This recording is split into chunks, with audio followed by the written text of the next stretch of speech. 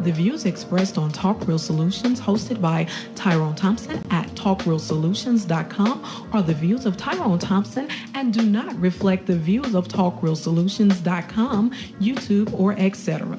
The content here belongs to Talk Real Solutions and its many contributors. Views and opinions expressed by all contributors belong to them and not TalkRealSolutions.com or Tyrone Thompson, the host, or etc.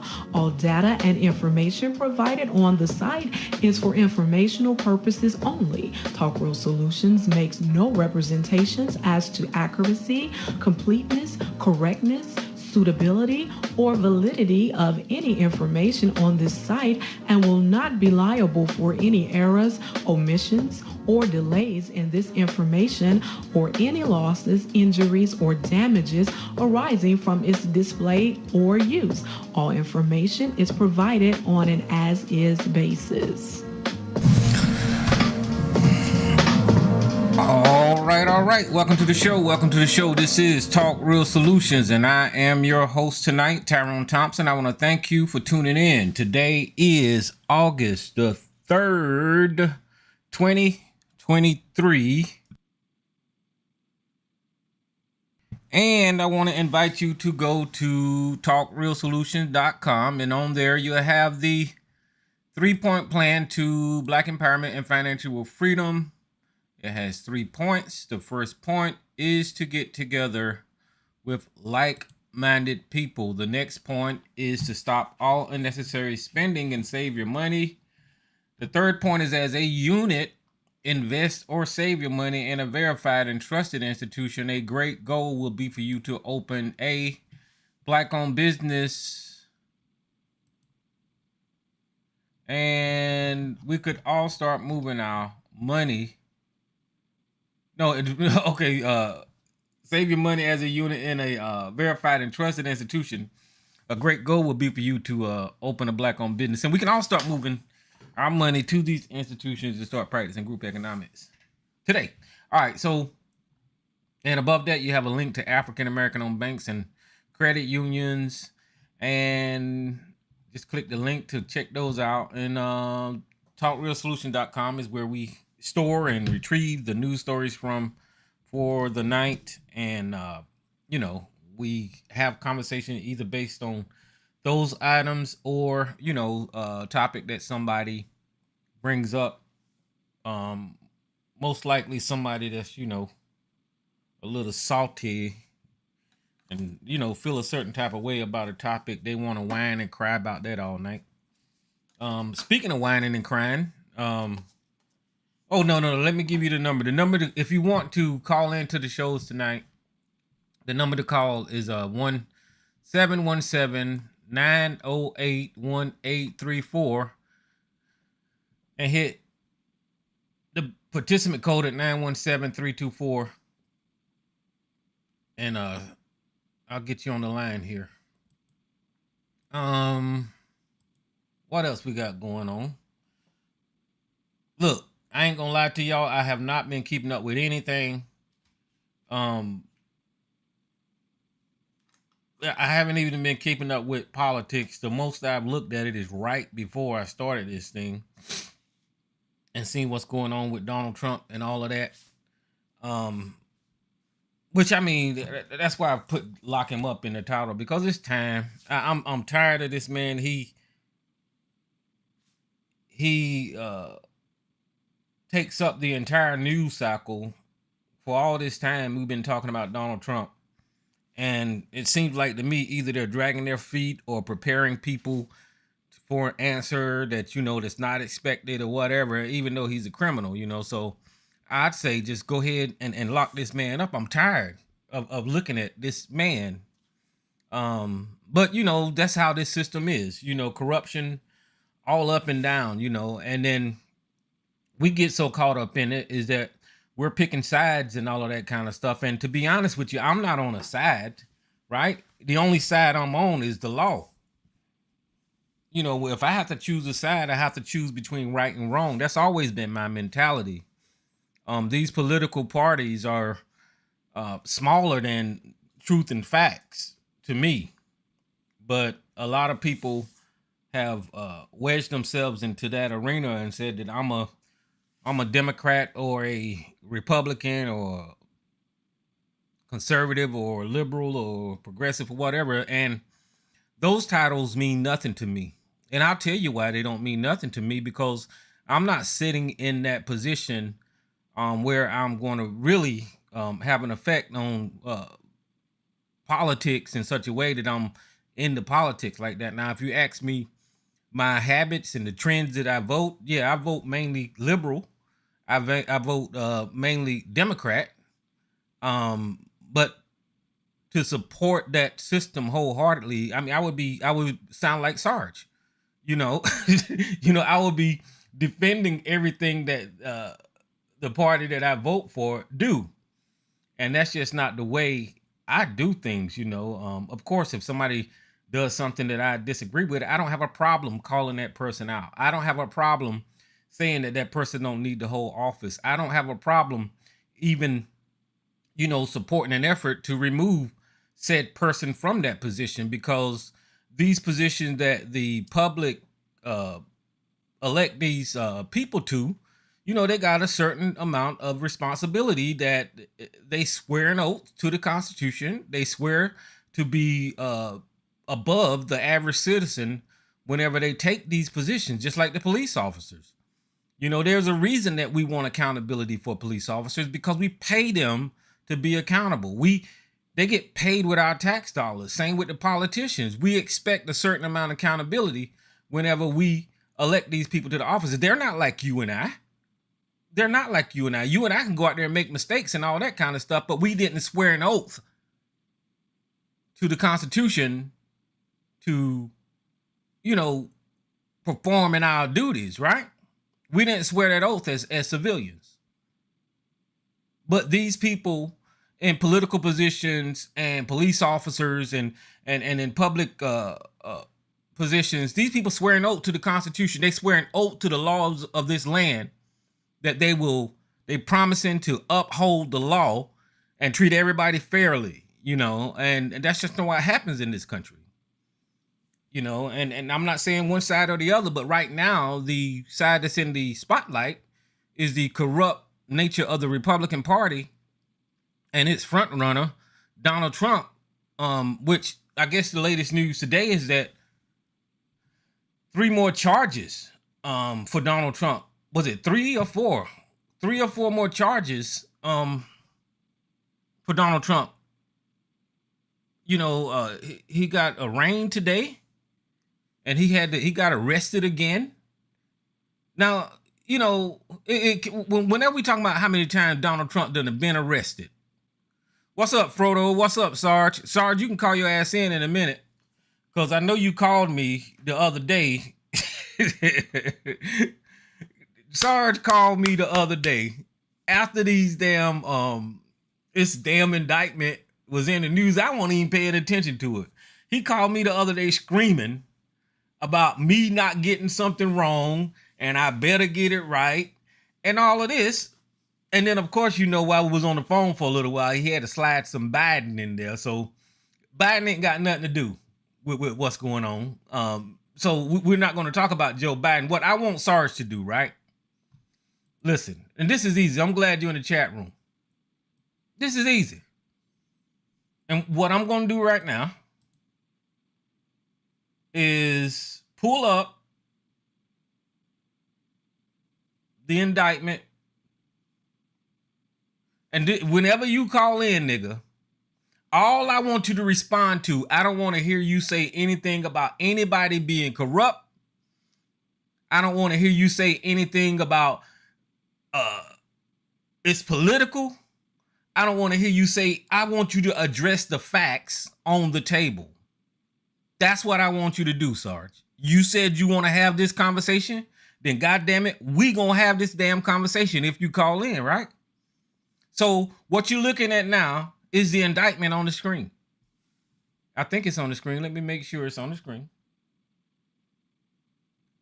Yeah, you're looking at the indictment on the screen, right?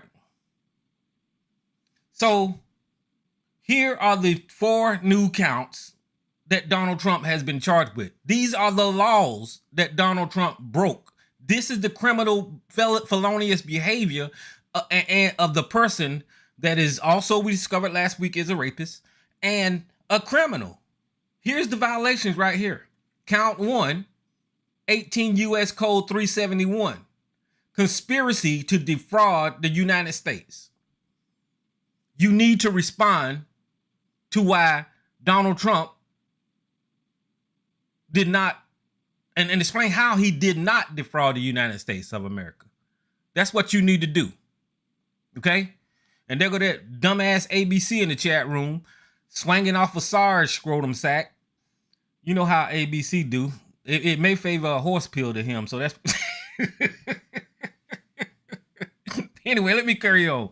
Count 2, 18 U.S. Code 1512K, conspiracy to obstruct an official proceeding. Whenever you call in, I don't want to hear anything about Joe Biden. I want you to tell me about count 2, motherfucker, of this indictment. Count 3, obstruction of an attempt to obstruct an official proceeding. Okay? And count 4, guys, count 4. Listen, I'll get more. Count 4 is important to Black America, right? Because if you think about it, the places that Donald Trump attacked, the polling stations and the situations that Donald Trump tried to overthrow was a highly populated by Black people. It was mainly urban areas that Donald Trump tried to say, you know, was corrupt. Philadelphia, Georgia, right? So that's why count 4 is important. So count 4 is conspiracy against rights. What does that mean? That's what I was trying to tell y'all when I was saying they didn't want Black votes to count. This is what I was saying whenever the insurrection happened. They was only up there to get rid of the majority Black districts votes. Those are the votes that they wanted to throw out.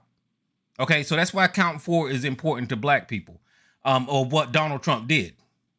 So this is a 44-page indictment, and I will share with y'all what some of it says. Okay, so I don't think I'm going to go down the entire indictment, but I will share with you, Sarge, what you need to answer to whenever you call in, because you called me bugging me, motherfucker, about this damn indictment. I don't want to hear anything about Donald Trump, not Joe Biden. I don't care about Hunter Biden being naked, smoking cocaine, and all of that kind of stuff. Hunter Biden ain't never held a political office, and he's never been president. But if you want to talk about the president's children, you need to talk about the corruption in the Trump family with Ivanka, Jared Kushner, his sons, Donald Trump Jr. You need to talk about how, his son-in-law was able to get $2 million from the Saudis, right? If you want to talk about corruption in the office, you need to talk about Donald Trump violating the emoluments clause, right? Using the White House as a piggy bank. Still owning hotels and businesses that he said that he was going to transfer to his family members. He never did that, right? If you want to talk about, the money, let's talk about how Donald Trump is using his money that he's raising politically to pay for his legal fees, right? If you want to talk about the corruption and all that kind of stuff, talk about Donald, because there's plenty to talk about on Donald Trump's side.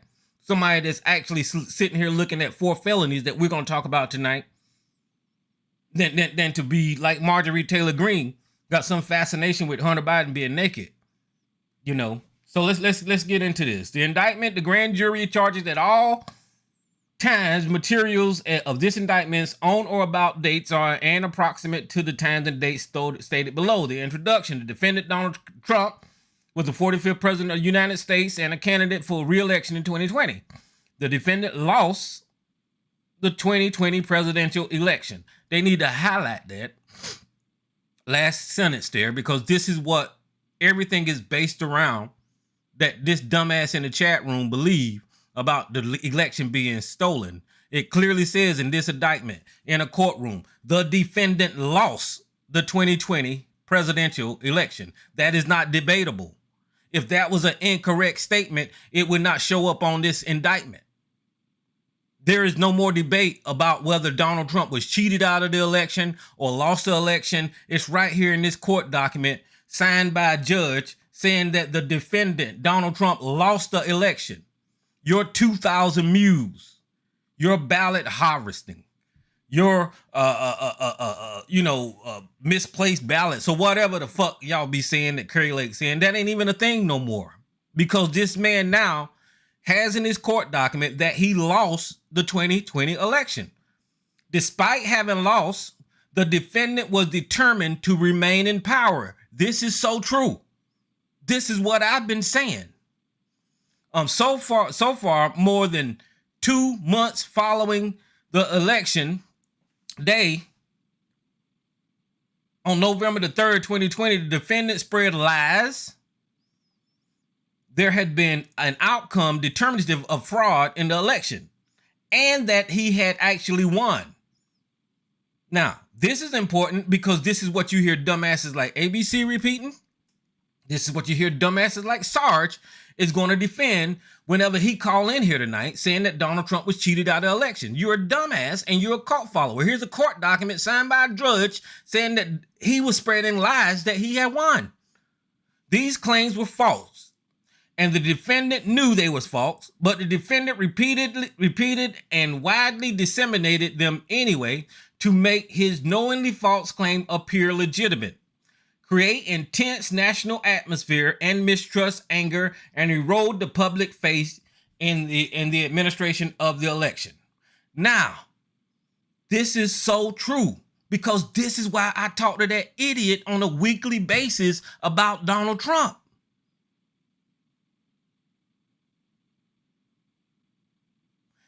Donald Trump, Fox News, Tucker Carlson, everybody in the Republican Party knowingly spread and illegitimate information about the election.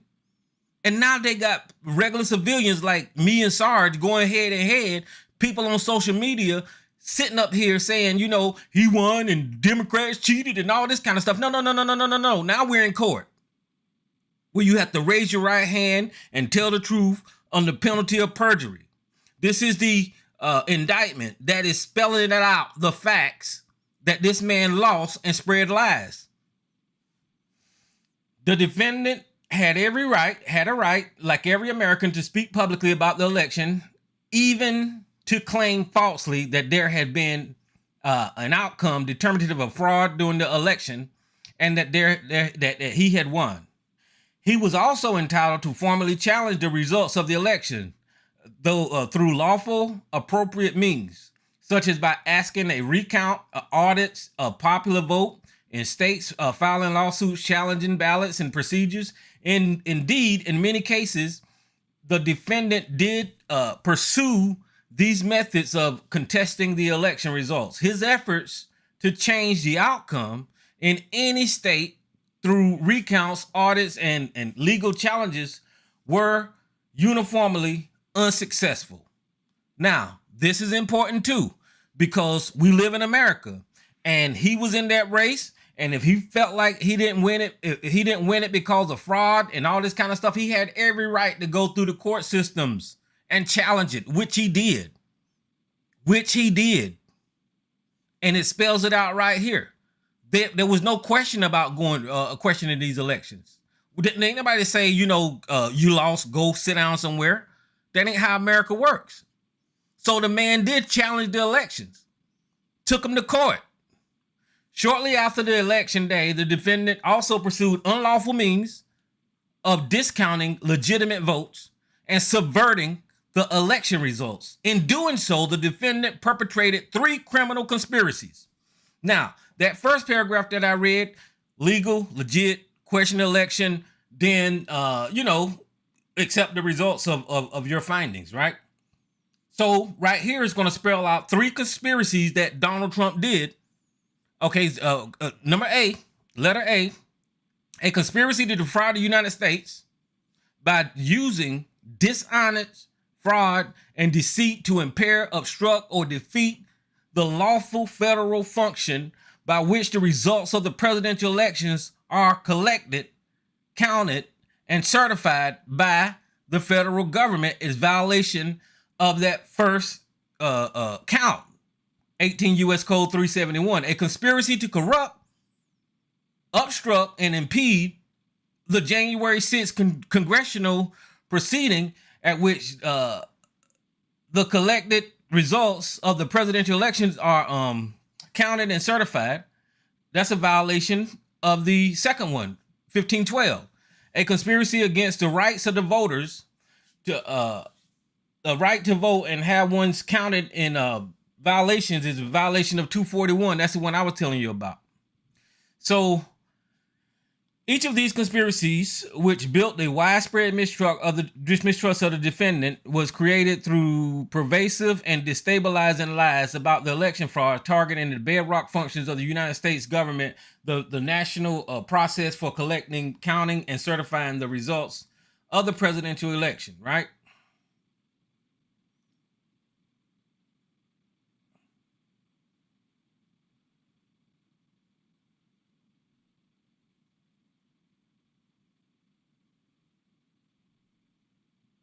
All right, so I ain't gonna read this whole thing, but it goes into how he did it. So I can give y'all examples of what I just read, right?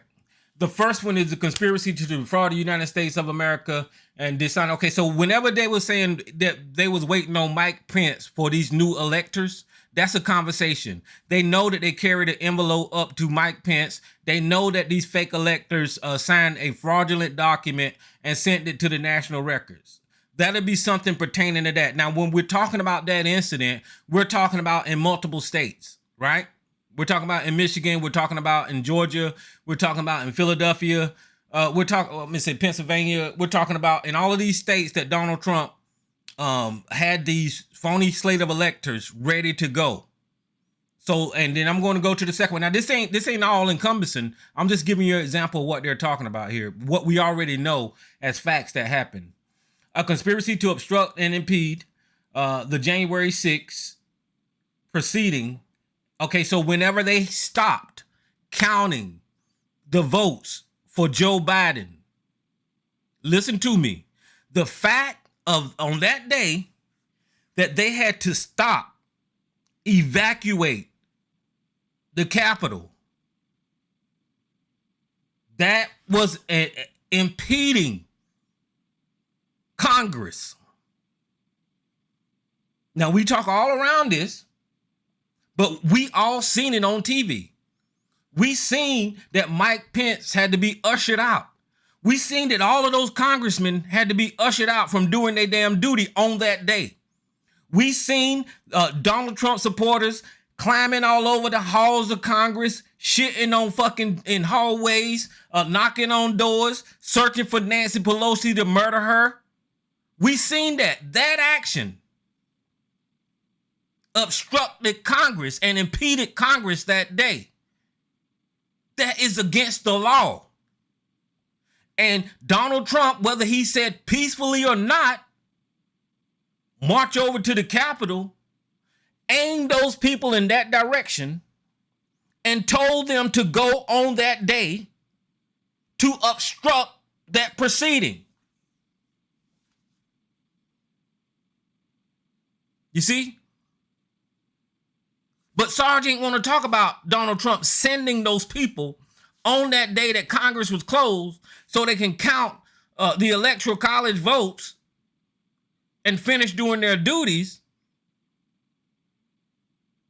He don't want to talk about Donald Trump sending those people on that day, January the 6th, to obstruct and impede a congressional proceeding, which is against the law. As a matter of fact, there's the law right there, 18 USC 1512 K. That is why this felony is on there, because they had to stop what they was doing and they had to evacuate the building. That was breaking the fucking law when Donald Trump ordered them people to Washington, had a fucking rally, pumped them up, and sent them over to Congress. Okay. Now, this last one, I'm not gonna go over all of them. Let me see if I can see this last one, a conspiracy to the right to vote. Okay, so like I was saying earlier, the 18 U.S. Code 241. Whenever you look at what Donald Trump did and the history of what he did, like I was saying, he was attacking black voters, and it's spelled out that the areas that he was attacking, it didn't pertain to white areas in this country. So that's taking away the rights of people to vote. It's taking away the rights of people to vote whenever you're telling them not to use a valid method of voting, which is mailing in your ballots. It's taking away the rights of the voters whenever he's fucking with the postal system, you know, during that time of election. It's taking away the right of the voters whenever we have a pandemic in this country and people have to manipulate their way around this disease, this deadly virus, and he's trying to tell people not to trust people whenever they go to the polls or mail their ballots. You're taking away the right of the voters. Right? Right? Let me see what that other count was. 371, 512. What is this? An obstruction of attempt to obstruct official proceeding. Okay, so that 1512 C2 and 2, that could also be, no, this was January the 6th shit. Hold on, let me see. Let me see what that is. I want to find it on the paper.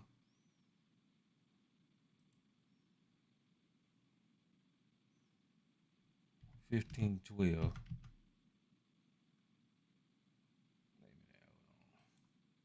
1512. Not that one. Not that one. Okay, right here. What is this? Okay, 1512 C. Because I wanted to touch on every one of them. Hold on. 1512 C.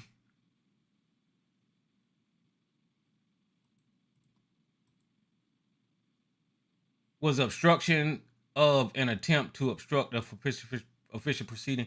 Okay, so that's another version of what I just said, right? So, but here's another thing that Donald Trump did, right? And I think this is what it's alluding to. Did knowingly conspire, confederate, and agree with co-conspirators and known and unknown to the grand jury to corruptly impede the official proceeding that is certification of electoral college. Okay, so that's goes with what I was just saying. But another thing that he did, right? I don't think that's on here, so I'm not going to say it.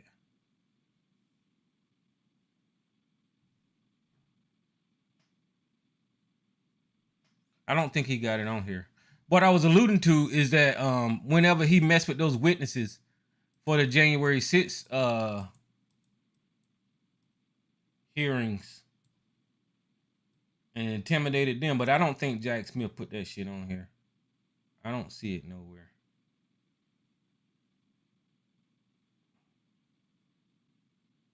So I'm not even gonna mention that. So I'm take that off the table. But that was illegal too when you witness tamper. But that's not on here nowhere. December 31st, defendant signed a validation affirming fraud allegation. Oh, here's something. Okay, and then I'm a if Sarge you on the line, I'll open your line whenever you get here. Here's something. On December the 31st, the defendant signed a verification affirming that the false election fraud allegations made on his behalf in a lawsuit filed in his name against Georgia governor in advance of filing a co-conspirator to, who is advising the defendant on the lawsuit, acknowledged in an email that he had sent, that he and the defendant had, since signing the previous verification, been made aware that some of the allegations and evidence of proffered by the experts has been inaccurate, and signing that a new affirmation with the knowledge and corporation by the reference would not be accurate. The defendant and co-conspirator caused the defendant to sign a verification to be filed nonetheless. This is when they're talking about Georgia and the people, the these electors and Donald Trump. They're talking about Donald Trump signing paperwork for Georgia for those fake electors right here. That's basically what he's doing. That's just evidence on top of evidence. On January the 2nd, 4 days before the Congress certification proceeding, the defendant and others called Georgia Secretary of State. During the call, the defendant lied to the Georgia Secretary of State to induce him to alter the popular vote count and called into question the validity of Biden's electoral votes, which had been transmitted to Congress weeks before, including as follows. The defendants raised allegations regarding the State Farm Arena video, repeatedly disparaged one of the same election workers that the co-conspirator. Oh, so they're talking about Rudy Giuliani now. They're calling Giuliani a co-conspirator because you're talking about Ruby Freeman and Shay Moss. One had maligned that the December the 10th, using her name almost 20 times and falsely referring to her as a professional vote scammer, and a response to the Secretary of State refuted. You're talking about the State Farm video, and I think it's extremely unfortunate that the co-conspirator one or his people, they sliced and diced up that video and took it out of context when the Georgia Secretary of State then offered a link to the video that would disprove the co-conspirator. One claims that the defendant responded, "I don't care about that link. I don't need it. I have much better link." Okay, so what they did was they was on the phone with the Secretary of State and they was defaming Ruby Freeman and Shay Moss, and the Secretary of State said, "Look, that State Farm video is BS. I'm gonna send you a link to show you the accurate video." And Trump said, "I don't give a crap about that link. Let me continue to follow the fake link." Right? So this guy's guilty. This guy is guilty as hell, and I'm glad that look like somebody to push one, so I'm gonna shut up here in a minute. I'm glad that they got his ass on 4 more charges, right? So in total, they said it's like 78 charges, felonies, that the former president of the United States is facing right now. Now, let me say this right here. If this is Sarge and he opens the line and I open the line and he start talking about Joe Biden, y'all know that Trump is fucked, because Sarge would usually stand up and actually try to defend something. But since he's just deflecting completely away from this document, completely away from these charges, you know he ain't got shit. If he starts talking about this indictment is all Democrat ran and all this kind of bullshit, he was a former police officer that believed in the justice system. And it's telling you that he's political minded, because now that his political side is in trouble, now this system that he used to fight and defend ain't worth a shit no more. You see what I'm saying? So this is how you know he's full of shit. But anyway, unknown caller, who's on the line? Hey, what's up, Tyrone? Hey, what's up, Joe? Funny as fuck, man. Yo, man, I'm having the time of my life watching these guys turn on each other, rat on each other, and destroy one another. It just shows you how weak they really are, you know. And you know, let's see. Looks like Sarge is in the chat room litigating Trump's case. And I keep telling this dude, you ain't a lawyer. You know, you may have a basic understanding of the law, but that's like a security guard saying he's a cop. So Sarge playing a lawyer is the same as a security guard saying he's a law enforcement officer. The two things are night and day. Jack Smith may have lost a Supreme Court case, but that's okay. Every lawyer loses a case or two along the way. But the bottom line here is these indictment is pretty damning and fairly bulletproof. Bill Barr himself said it the other day. So, you know, all that whining, complaining, and yelling and jumping up and down doesn't make a difference other than to give us theatrics to look at, point to, and say, look at these crazy fucks. So, you know, I mean, You want to go through the theatrics, Sarge? Have at it. You just make yourself look like an idiot. But at the end of the day, Trump's own people are turning on him. His own people are ratting on him. The whole crew is falling apart. They have no loyalty to each other and no allegiance to each other. They're saving their asses now. Their ship is sinking. So I'm just sitting here with my popcorn watching it and enjoying the fuck out of it. Well, Sarge called me the other day, and he tried to tell me that somehow or another Donald Trump and what's going on now is they trying to set him up or whatever, whatever excuse, but he never addresses the actual facts and evidence of the case anymore. He used to be good about laying out the facts and evidence and going, by the numbers and trying to discount stuff. But if you ever get him in one of these conversations about these crimes against Trump, he will never address it. Never. Just like last week, he tried to say that Donald Trump didn't rape that lady, even though a judge came out and clarified and said, yes, he did. He wanted to talk about he did, other things, So this is how you know that they're losing, is because he won't never address it. He'll always talk about something else. He'll always deflect. Sarge, call your dumb ass in and explain these counts. Yeah, but see, here's the deal, Tyrone. These cases are career makers. I've said this before, I'll say it again. These are the cases that propel a lawyer who is just doing his job into superstar status. The same way that the OJ trial transformed Dershowitz and Johnny Cochran, all of them, from just regular lawyers into superstars. These are career makers. They only happen maybe once in your lifetime. But it also works for the defense. If you can defend this is a career maker, because you will always be known as the guy that defended against, the DOJ. So, or you have two opportunities on both sides. If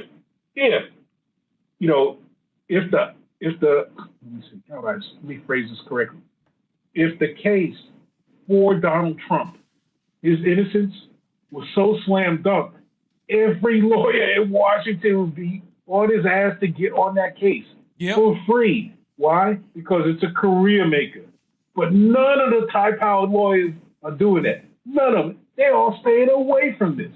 And so they'll have commentary on TV, but they will not represent the man. He's got to go to third-tier, second-tier lawyers or new lawyers, fresh out of law school in order to plead his case, because his shit is cooked, And so, it's the nature of people. Yeah, Joe. And on that same note, there, the lawyers that Trump have and he keep rotating through, every one of them that represent Trump, they end their fucking career. When you look at the mayor, the former mayor of New York, Rudy Giuliani, at one point in time, that was the most celebrated man in this damn country as an attorney. Yeah. Even though he was racist up there in New York, but he was still validated by his credentials and his experience as attorney. He lost his fucking law license, I think, in multiple states behind Donald Trump. And not only that, after they falsely accused Hillary Clinton and went after them and all that kind of stuff, they had to pay money. Those lawyers had to pay the Clintons money. It's just crazy to watch how these lawyers lose their career following behind Donald Trump. Can't nobody defend his ass. Hey, Rudy lost his law license for a little bit. He doesn't have law license to practice law. Yeah, he lost them. He lost them. But even more than that, I don't know for how long, but he lost them.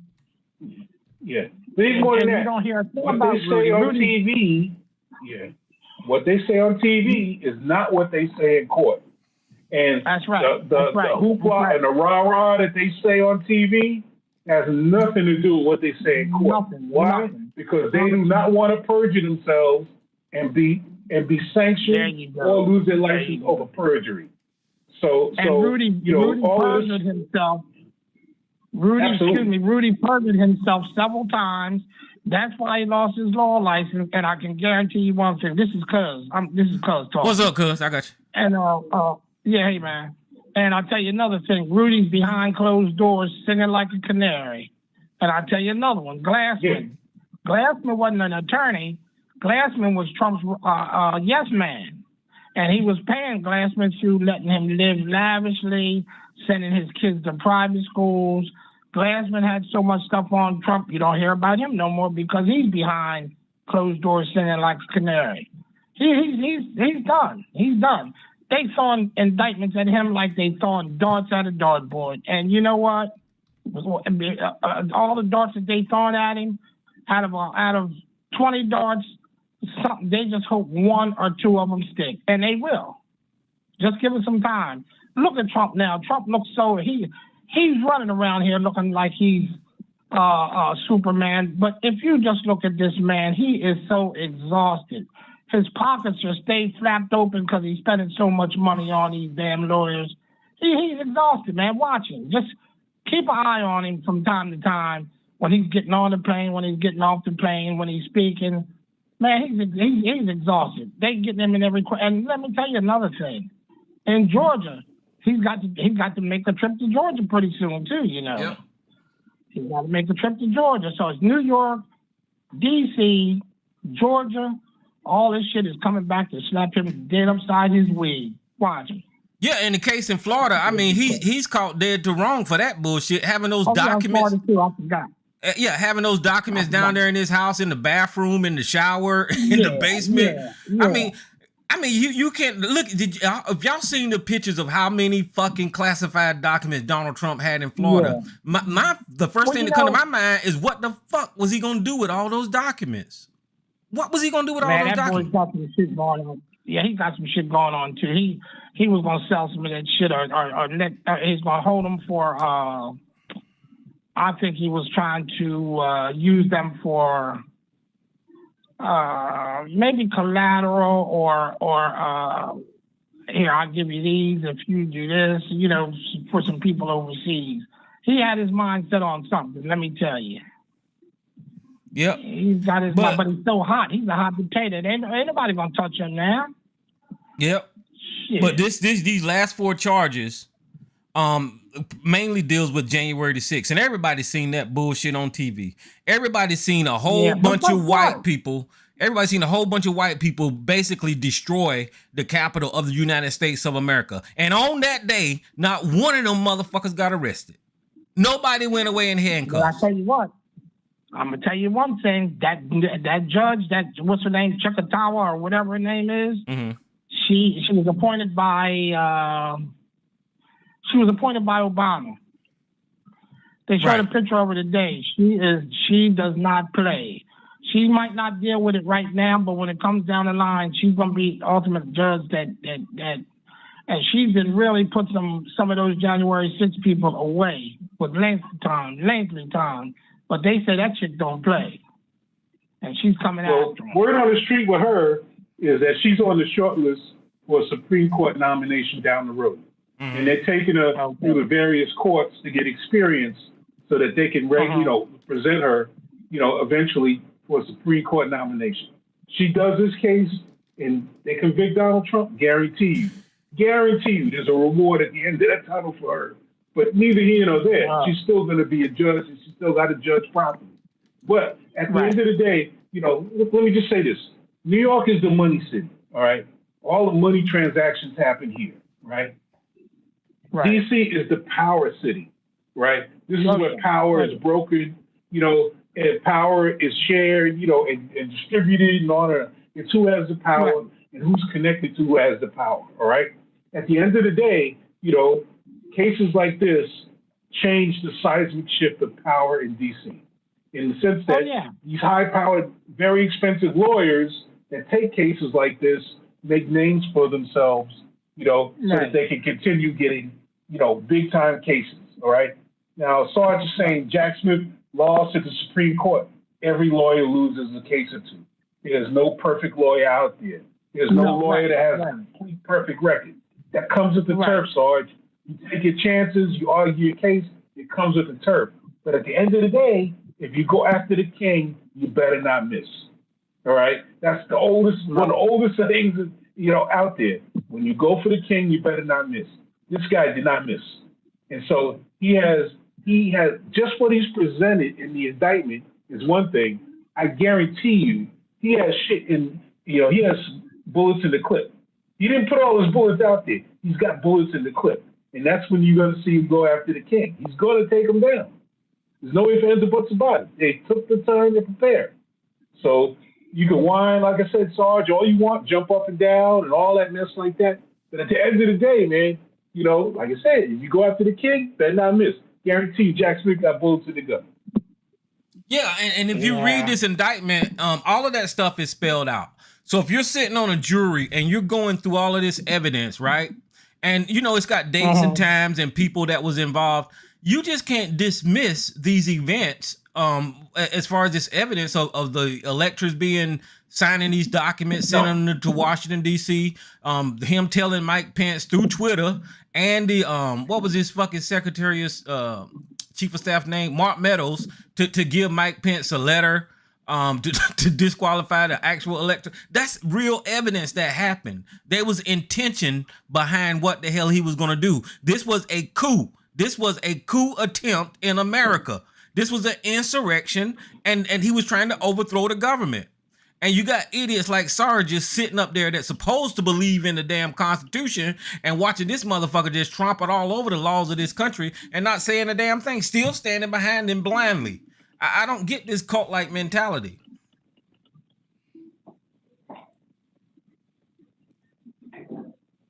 Yeah. Well, ABC, this is what ABC said. The problem is people have bought into the narrative that Trump is a maniacal threat to the democracy when it's the left that pushes. See, this is what I'm talking about right here. He wants to talk about this left and right shit, right? And I understand that. But it's not about left and right. It's about right and wrong. It's about legal and illegal. It's about doing things that is against the law. We don't need to be talking about politics. And the problem with the right is they made it political. That's what they're doing now. They're saying the reason that Trump is in trouble is because the Democrats want to win the election. That ain't got shit to do with those people shitting in the hallways in the Capitol. That ain't got shit to do with Donald Trump making that phone call to Georgia. It ain't got shit to do with Donald Trump taking all of those documents, raping that woman. This ain't got shit to do with Democrats or Republican. Trump is a goddamn criminal. He has 78 felonies on his goddamn record. If he was a nigga, Sarge would be calling in here talking about how criminal nature black people is. But you ain't hearing him call Trump no goddamn criminal at all. And his shit is spelled out in these indictments. It's just bullshit, ABC. You're an idiot, right? Because it's not about politics. These charges are not about politics. As a matter of fact, you can look at the U.S. codes, the law right here on the damn screen, and it ain't got shit to do with politics. Nothing. Right. U.S. Code 18, the Espionage Act, the 371, 1512, 1512C, and 241. That ain't got shit to do with Democrats or Republicans. And these guys have been so indoctrinated to take up the talking points of the right and say, well, they're only going after him because he's the front runner. That is the dumbest talking point that I've heard. Nobody gives a fuck. Well, go ahead. That's a diversion tactic, my man. That's a diversion tactic. We know that. The lawyers have to put up some kind of diversion, and that's what it is. That's what it's all about. We know that it's not political. We know this man been doing shit and getting away with it for years, and now the dirt is coming out the woodworks. We know that. If we know that, then these other political these lawyers know that. But they got to do something today. They're getting paid, man. They got to show that they trying to earn their pay. But we know it. You know it. The American public knows it. So yeah, it's the same thing when they keep bringing up Hunter Biden and all this kind of bullshit. It's just diversion. Yeah, that has nothing to do with that. Yeah. Yep. So these idiots, ABC, you can open your line. Look like you called in as a host, I believe. But the thing that gets me is you still have these people that believed in this man. They believe in him. I mean, it's unbelievable. But these idiots are so fucking programmed, right? That they just want to come on here and say something to like you and I, somebody who knows better, and use that stuff as a defense, right? They had this whole conspiracy about Ray Epps, an FBI informant that started the fucking January 6th insurrection. Now that shit fell apart in their face. On it. Yeah, that shit fell apart. On it. Huh? So you just mentioned Ray Epps, Mm-hmm. and all I want to say is that shows where you're coming from, man. And anybody who agrees with you on Ray Epps, that's the problem. You know, you went through this whole diatribe and you act like Trump is like this evil guy that ain't never happened before in this country and all this stuff. Right. Yeah. Your mic is low, like man. All the rest of he's a politician like all the rest of them. But you Because he bent over. this Ray Epps shit when he's on video saying we're going into the thing, but you would deny that. You still calling it a conspiracy theory. So it just shows you're exactly, totally a liar and full of shit. That doesn't prove anything, ABC. Your mic is low though. Everything. Listen, that doesn't prove anything, brother. There was a lot of people talking about going into the Capitol that's on tape, right? What you guys was claiming is that Ray Epps was an FBI informant, and that somehow or another the FBI led the insurrection on January the 6th. That was your claim. Now, if you look at the current news on Ray Epps, he is suing Fox News and Tucker Carlson for defaming his name for the same defamation that you are repeating right now. You understand that? Okay. Yeah, I understand it. And let's pray that his suit is put out there and that it's open and everybody can see what happened. Because I'm going to tell you something's going to happen. He's either going to pull it or they're suddenly going to say we made an agreement or some shit. He doesn't want it. He doesn't want it to go forward because if it goes forward, it'll expose why they won't charge the guy who is on video saying, hey, we're going into the thing. We're going into it. They charged all these other people. Why didn't they charge him? He said, let's go. And you said there's other people saying it. There's not other people saying, let's go into the thing on video. There's him, and they won't charge him. And you ain't got an answer for that. Okay, I do. Listen, there was... Okay, hold on for a second. There was plenty of people saying, let's go into the Capitol. There was one guy on the video marching down the street saying, if Mike Pence let us down, we're going to drag these motherfuckers through the street. If Mike Pence didn't go to... I mean, there's plenty of people talking about going into the goddamn Capitol, ABC, and it's on video. Okay. Now, let me finish, motherfucker. Now, if you don't want to accept that, then you don't want to accept that. But for the basis of this conversation, when you say they didn't charge Ray Epps, that is a lie. That is a lie. Ray Epps did get charged, you motherfucker. Ray Epps was on the FBI list, then he was taken off the FBI list. None of that's true. And then all the pressure when everybody said, we got him on video. How come you ain't went after him? They finally went and talked to him. And then they said, yeah, we found out didn't nothing happen or he wouldn't. That's not true. That's not true. Bullshit. It's on video. Let me go. Okay, hold on, Howard. Okay, hold on. I got another caller I'm trying to answer. Who's this unknown caller? What's going on? What's up, Jay? All right, so we're going to get Howard, and then we're going to get Jay. Now, guys, look, since I got a lot of people on the line, we're going to do one at a time now. Don't start talking over each other because nobody in the chat room can hear Tyrone, people talking over each other. Let me just ask you one question. Why didn't they charge him? Why didn't they charge? They did charge Ray Epps, ABC. So what did they find out when they charged him? I'll Google it, and I'll let you know. He's on videotape, so there's no denying that he did it. So why didn't they? Okay. What I'll do is I'll Google what Ray Epps got charged with, and then I'll let you know. But I ain't got it up right now. Yeah, okay. Yeah, and tell us why he didn't get convicted. Okay, I'll have to go through that. But go ahead, Howard. What's up, man? I can get some burritos. Hey, what's happening? Ty? What's happening? Hey, man. Good show. Ain't been listening long. Good show. I see you got Coons riled up, which is a good thing.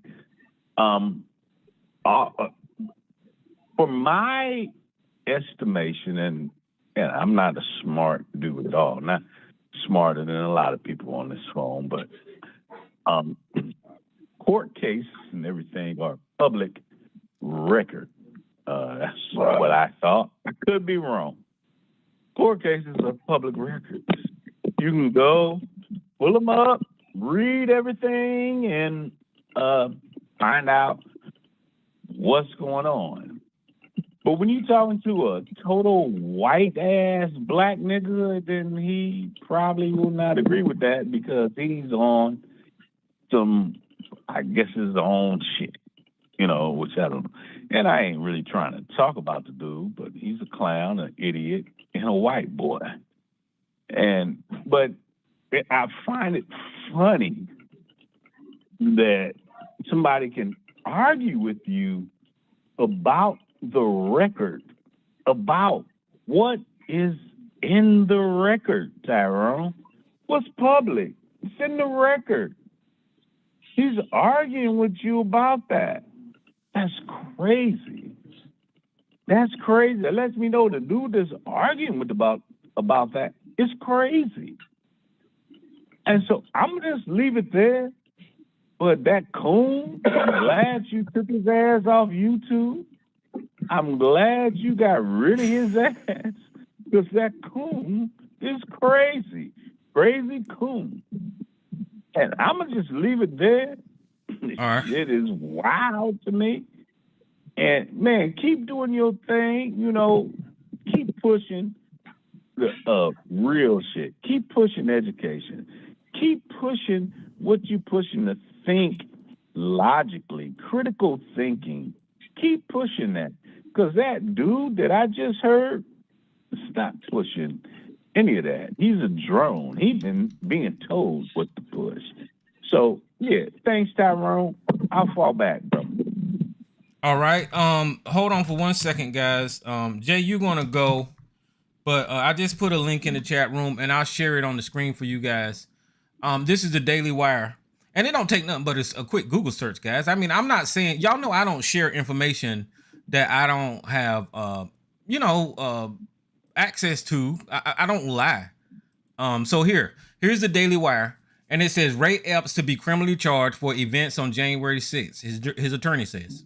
An attorney for Ray Epps, a man seen on video wearing a Trump hat during the January 6th riot, say that his client has been informed by the federal law enforcement officials that they intend to charge him in connection with the events on that day. Now, you can read the rest of the article, ABC, but whenever you come on here with these conspiracies talking about this guy just silently disappeared into the woodworks and all of this kind of stuff, then that's just not true because you didn't do a follow-up. You're staying with the conspiracy. You're staying with the conspiracy that he was a FBI that incited this thing, and that's just not what happened.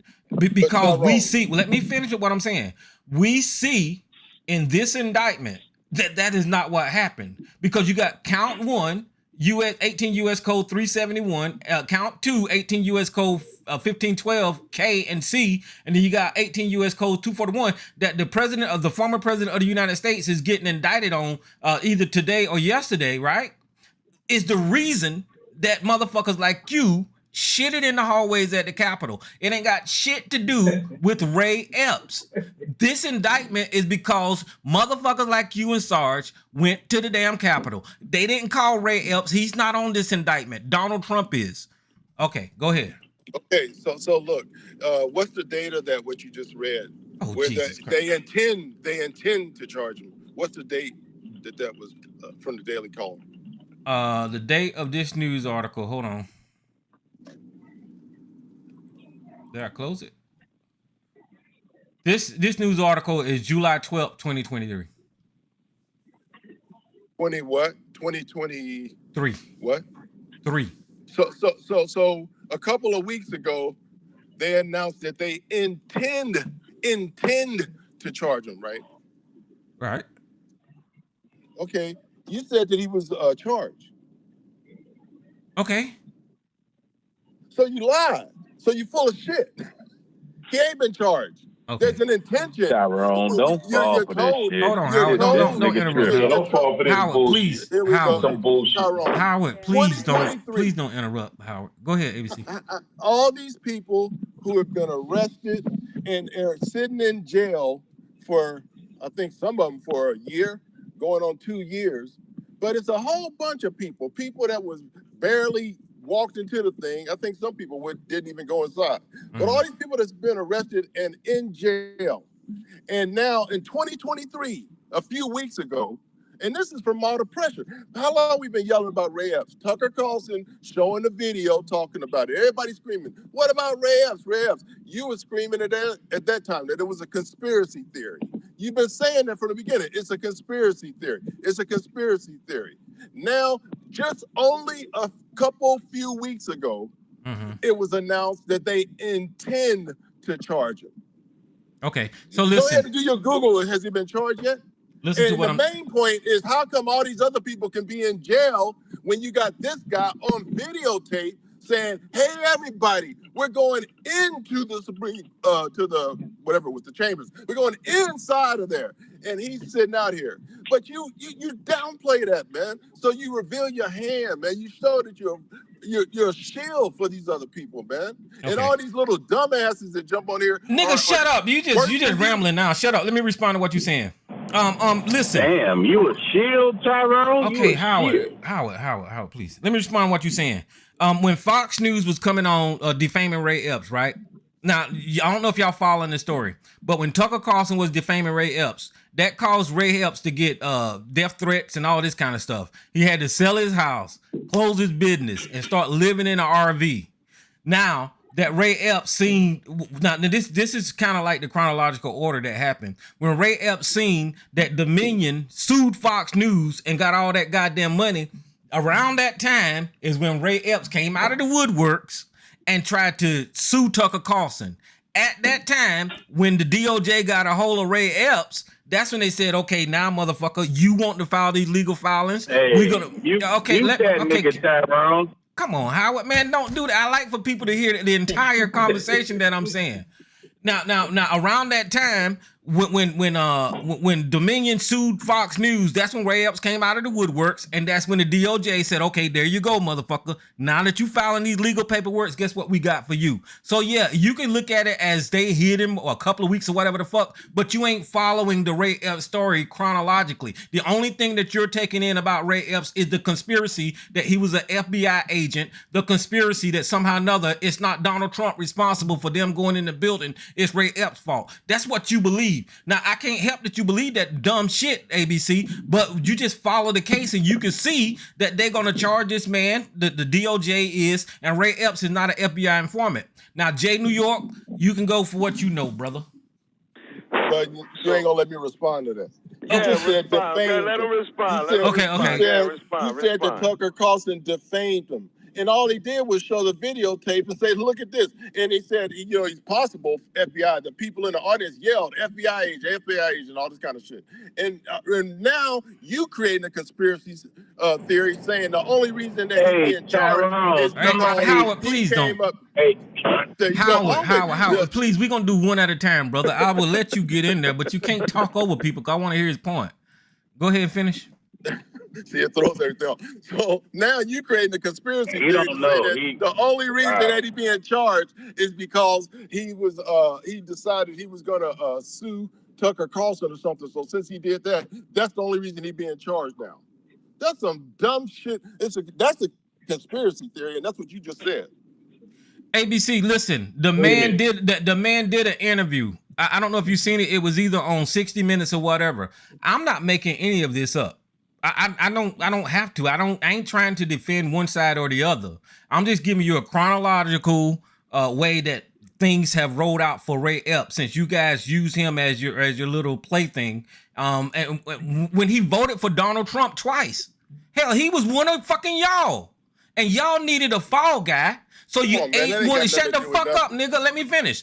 He was one of y'all, and y'all needed a fall guy. So instead of blaming Donald Trump, you eating your fucking own. This motherfucker was an adamant Trump supporter.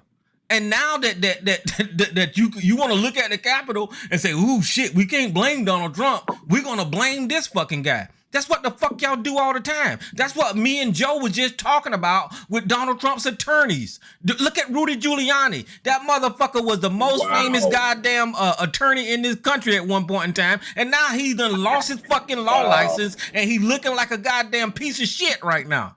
Donald Trump with Alina Habba, she lied on the goddamn what they call that shit, the paperwork down there in Mar-a-Lago, and now she got in trouble. All of Bill Barr was Donald Trump fucking attorney general. I mean, get the fuck out of here, ABC. What is wrong with you? Y'all eat y'all own all the motherfucking time. And that's what y'all did to Ray Epps. Jesus. But go ahead, Jay. He's on videotape saying he's going inside the place. I'm not saying that he's not. ABC, let me say this right here so you won't keep repeating this right here. Ass nigga, he said Jay. Let me keep repeating this right here. Let me just say this right here so you won't keep repeating that. I seen the video of Ray Epps saying, "Let's go inside." That is not fucking a point of argument for me. I agree with you. He said that, but it doesn't prove a goddamn thing because the text messages that came from Ray Epps show that he never went inside the goddamn building. The text message from Ray Epps said that whenever they started going inside of the building, and there's a video showing it, that Ray Epps tried to stop people from pushing over the goddamn police. Did you see that video? And then after he seen that they broke the police barrier, he hauled ass the other way. He never went inside the goddamn Capitol, you moron. Watch all the videos instead of the ones you get fed, idiot. Now go ahead, Jay. Inciting a riot. How he in jail? Nigga. Go ahead, Jay. Nah, so I just wanted to say, I was gonna say like what the Commodores 1, 2, twice, 3 times a lady, but I mean the thing what we could, I think the Republicans and everybody, Democrats could all agree that Donald Trump has broken the record, and I know that he likes breaking records, and this is a record breaker. I think he has a lot more charges. I think it's 72 than a lot of dudes from the hood. So, we talk about, black motherfuckers from the hood doing this, that, the other, and damn, this guy has surpassed, maybe neighborhoods, cities amounted to, a bunch of people. So I just know that he's broken records. I'm watching this. I don't know. I've heard the guy Ray Epps, so I'm not gonna say this or that, but I'll say this: that the man has broken records. Historic. We are living in historic times. However, we want to look at it, and we'll see where this goes.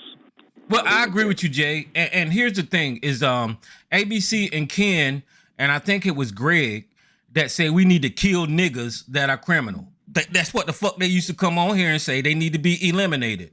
But not one time. Not one time since Trump got 78 fucking felonies. 78 felonies. Not one time has none of these motherfuckers come on here talking about the criminality of Donald Trump. This motherfucker done been indicted more than most of the black men in this goddamn country. He got more charges than Ray and Tyrone on the goddamn corner. All the Pookies and Ray Rays across America. Yeah, he got more charges than all of them. And not one time did Sarge or ABC come on here and talk about how fucking criminal Donald Trump is. He's accused of raping someone, physically raping someone, and you don't hear these motherfuckers saying shit about Donald Trump. Who's this unknown caller? Nigga, I've been listening to your bullshit long and goddamn long. Shut the fuck up and let me tell you why you full of crap and it's running out your nose. And I mean in every respect. Because now I talk about me deflecting. You done deflected all the way back now to this crazy fucking bitch, Carol, who come in making up stories, writing a column, telling her readers to call in and speculate about what it might be like to have sex with Donald Trump. And you want to convict Donald Trump on a word of a lunatic like that. Now, look, man, let me tell you something. This whole case revolves around one thing and one thing only. I'm trying to get back to the substance of what you said you want to talk about. Now you're talking about every other goddamn thing and deflecting your little motherfucking ass off. Let me tell you what this case is about. The bottom line of this case is they're not even concerned whether they're going to win or whether or not they're going to put Trump in jail.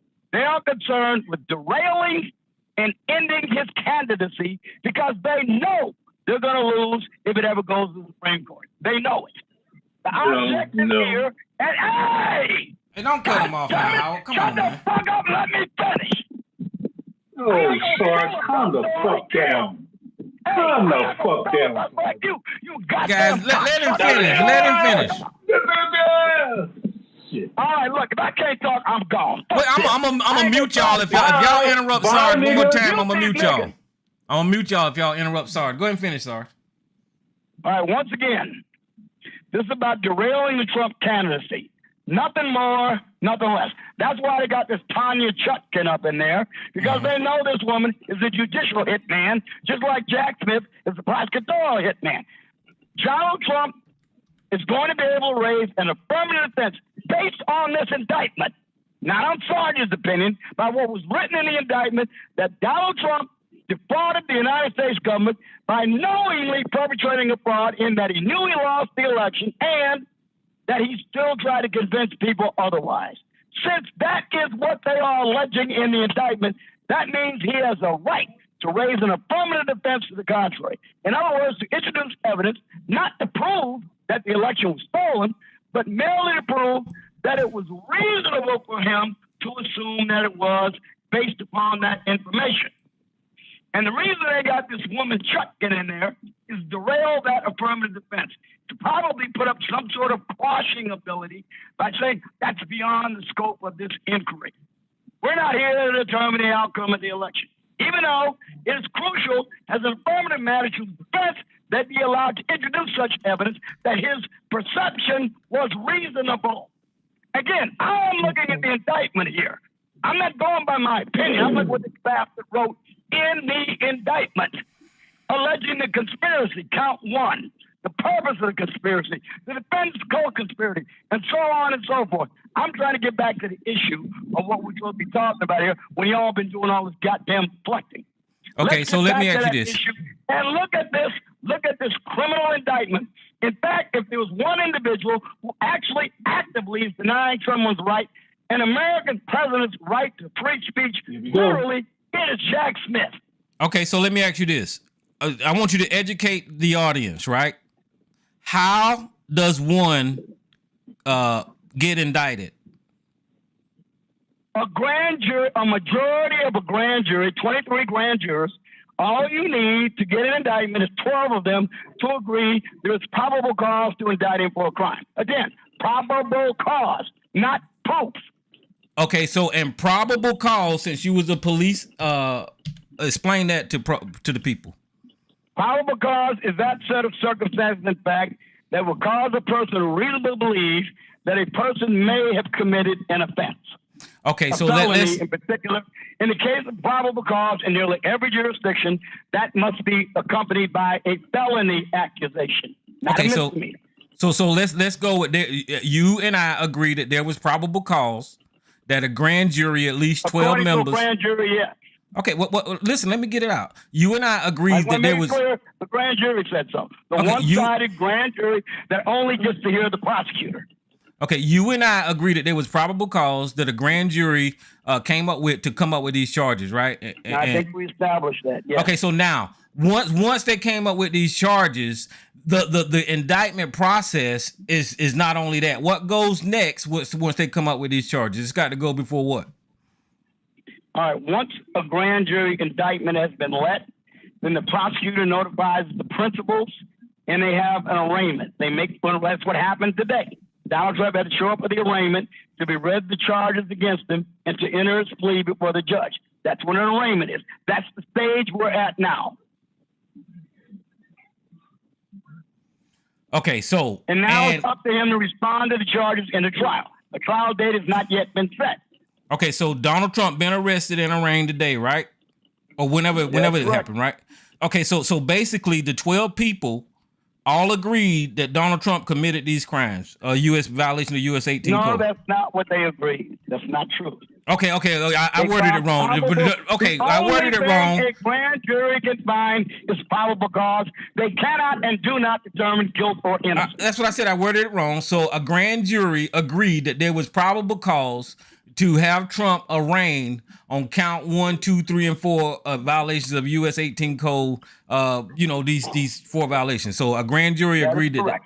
Okay, so and then he had to be arrested today and charged with these counts, right? He was.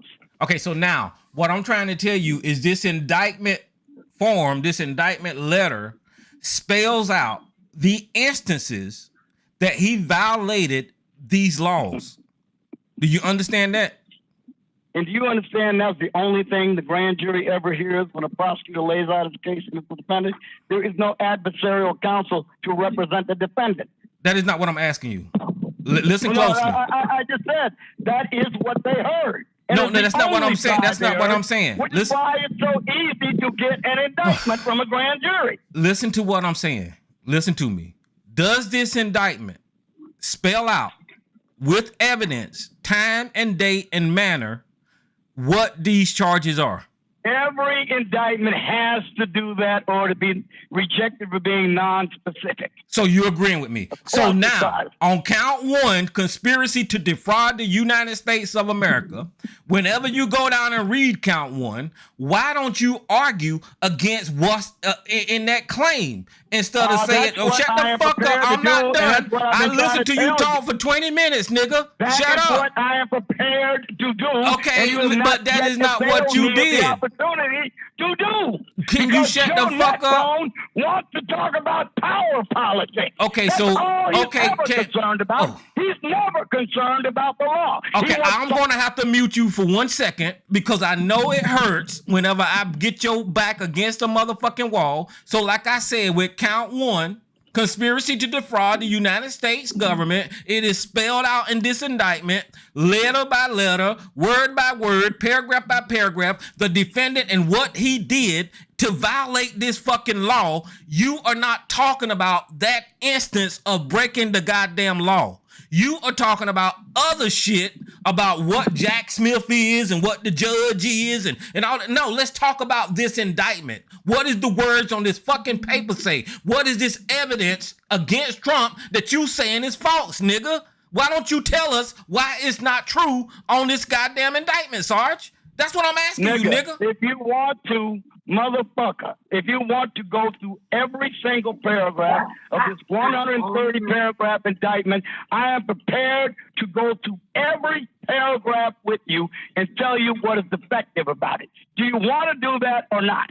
Tell me something. At least grab one. Paragraph. Let's do it then. At least grab one fucking instance of a crime and say, well, you wait a minute. At least grab one of these crimes. Hey, pick one, goddammit, and I will respond. At least grab one. You listen, motherfucker. You the one talking about Jack Smith. Why don't you grab one of these crimes and tell us why Trump is not guilty of what the fuck is in this indictment? Okay, why don't you do that? One more time. Listen, roll the fucking wheel and pick one, motherfucker. Tell us why he didn't do it. One more time. He is alleging that Donald Trump knew he had lost the election, and by virtue of that knowledge that he himself knew he lost the election, he then used that false knowledge or that knowledge, depending on how you want to characterize it, to defraud the United States. I say to you, that is almost impossible to prove without a whole bunch of corroborative testimony from Donald Trump in the form of an exception to the hearsay rule to prove it.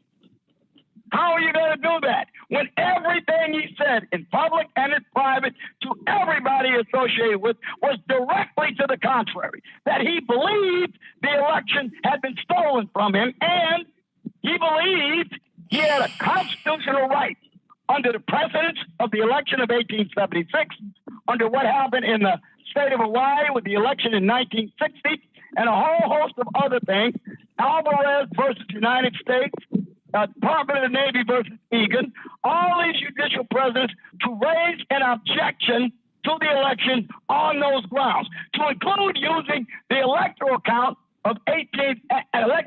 Act of 1877, which the Democrats amended in 2021 because even they agreed it was not clear as to what the vice president's role was in certifying the electoral results of an election. That is why I say what I say. Now, okay. I'll go through every paragraph of this fucking bullshit indictment with you, and I will take them all on. And Joe, take your motherfucking crackerjack legal degree to the goddamn toilet where it belongs. Okay, did mail order. So did Donald Trump lose the election or not? I don't believe he did. Okay, so this is why you're dumb. This is why you're stupid. Oh, this is why you're stupid. No, I don't believe he did. Okay, so hold on. I'm going to put you on mute for 1 second.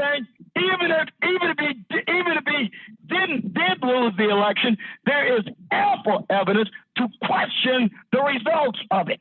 Okay, so I'm gonna put you on mute for 1 second. Hold on, listen, guys. I just did this, right? And Sarge, I want you to pay attention. It's on the goddamn screen. This indictment of these 4 counts is a legal document that the grand jury, it says the grand jury original, right? And these are the violations. So Sarge and I just agreed that the grand jury got to have probable cause to come up with these fucking laws that Donald Trump violated, and at least 12 people got to agree to put it on this goddamn indictment, right?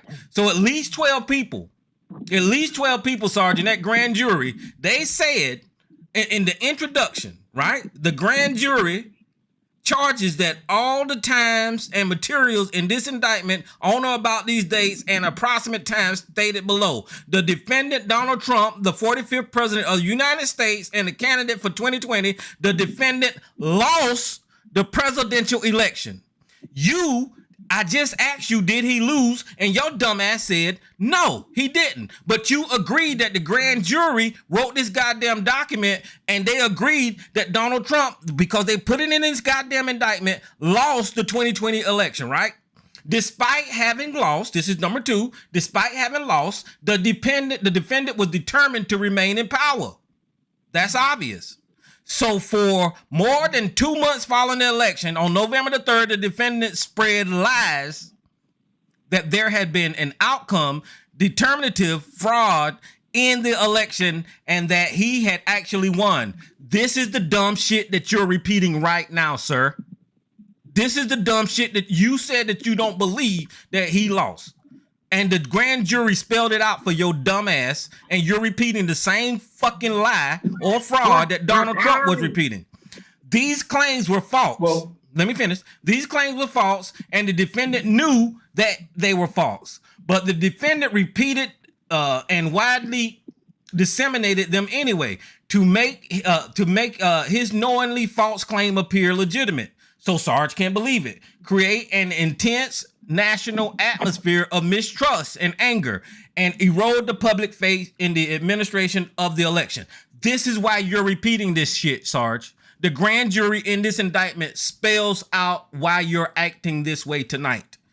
I want you to understand that. Now let me finish.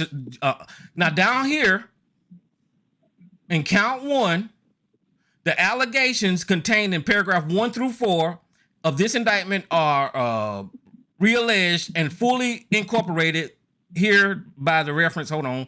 Let me get down here. Hold on. From November the 14th through about January 20th in the District of Columbia and elsewhere defendant, did Donald Trump combine, conspire, confederate, and agree with co-conspirators, known and unknown, to the grand jury to defraud the United States by using dishonest fraud, deceit to impair, obstruct, and defeat the lawful federal government function by which the results of the presidential election are calculated, counted, and certified by the federal government. We seen the stopping of the electoral count. That was on TV. So yes, this is what Donald Trump did. You would have to answer to me, what was the reason that they stopped counting the votes on January the 6th, Sarge? Did they do it on their own, or were they forced to stop that fucking governmental process? And if you say they was forced to stop that governmental process, a law is being violated, you fucking moron. A law that was being violated that was headed up by Donald Trump when he said walk over to the Capitol peacefully, or whatever the fuck he said. He aimed them motherfuckers at the Capitol, and he caused them to interfere with that goddamn electoral count. Now, the purpose of the conspiracy was to overturn the legitimate results of the 2020 presidential election by knowingly using false claim of election fraud to obstruct the federal government function by which those results were collected, right? Okay, so now, down here, this is what I want to get to, is that whenever you're talking about Donald Trump and Sarge is defending Donald Trump, there was other people involved that Sarge never brings up. This other person that they're talking about now, I think, is Rudy Giuliani, but they're using co-conspirator 1, co-conspirator 2, and let me see, co-conspirator 3, 4, 5, and 6, right? So this first co-conspirator, The defendant enlisted co-conspirators to assist him in his criminal efforts to overturn the legitimate results of the 2020 presidential election to retain power. Among them were co-conspirator one, an attorney who was willing to spread knowingly false claims that pursue strategies that the defendant's 2020 re-election campaign attorney would not. So he got a lawyer or a co-conspirator to lie about the election claim. Co-conspirator two, an attorney who was devised and attempted to implement a strategy to leverage the vice president ceremonial role overseeing the certification and proceedings, right? We know that his chief of staff, Mark Meadows, had a letter that was supposed to go to goddamn Mike Pence. So maybe that's co-conspirator two. I don't know.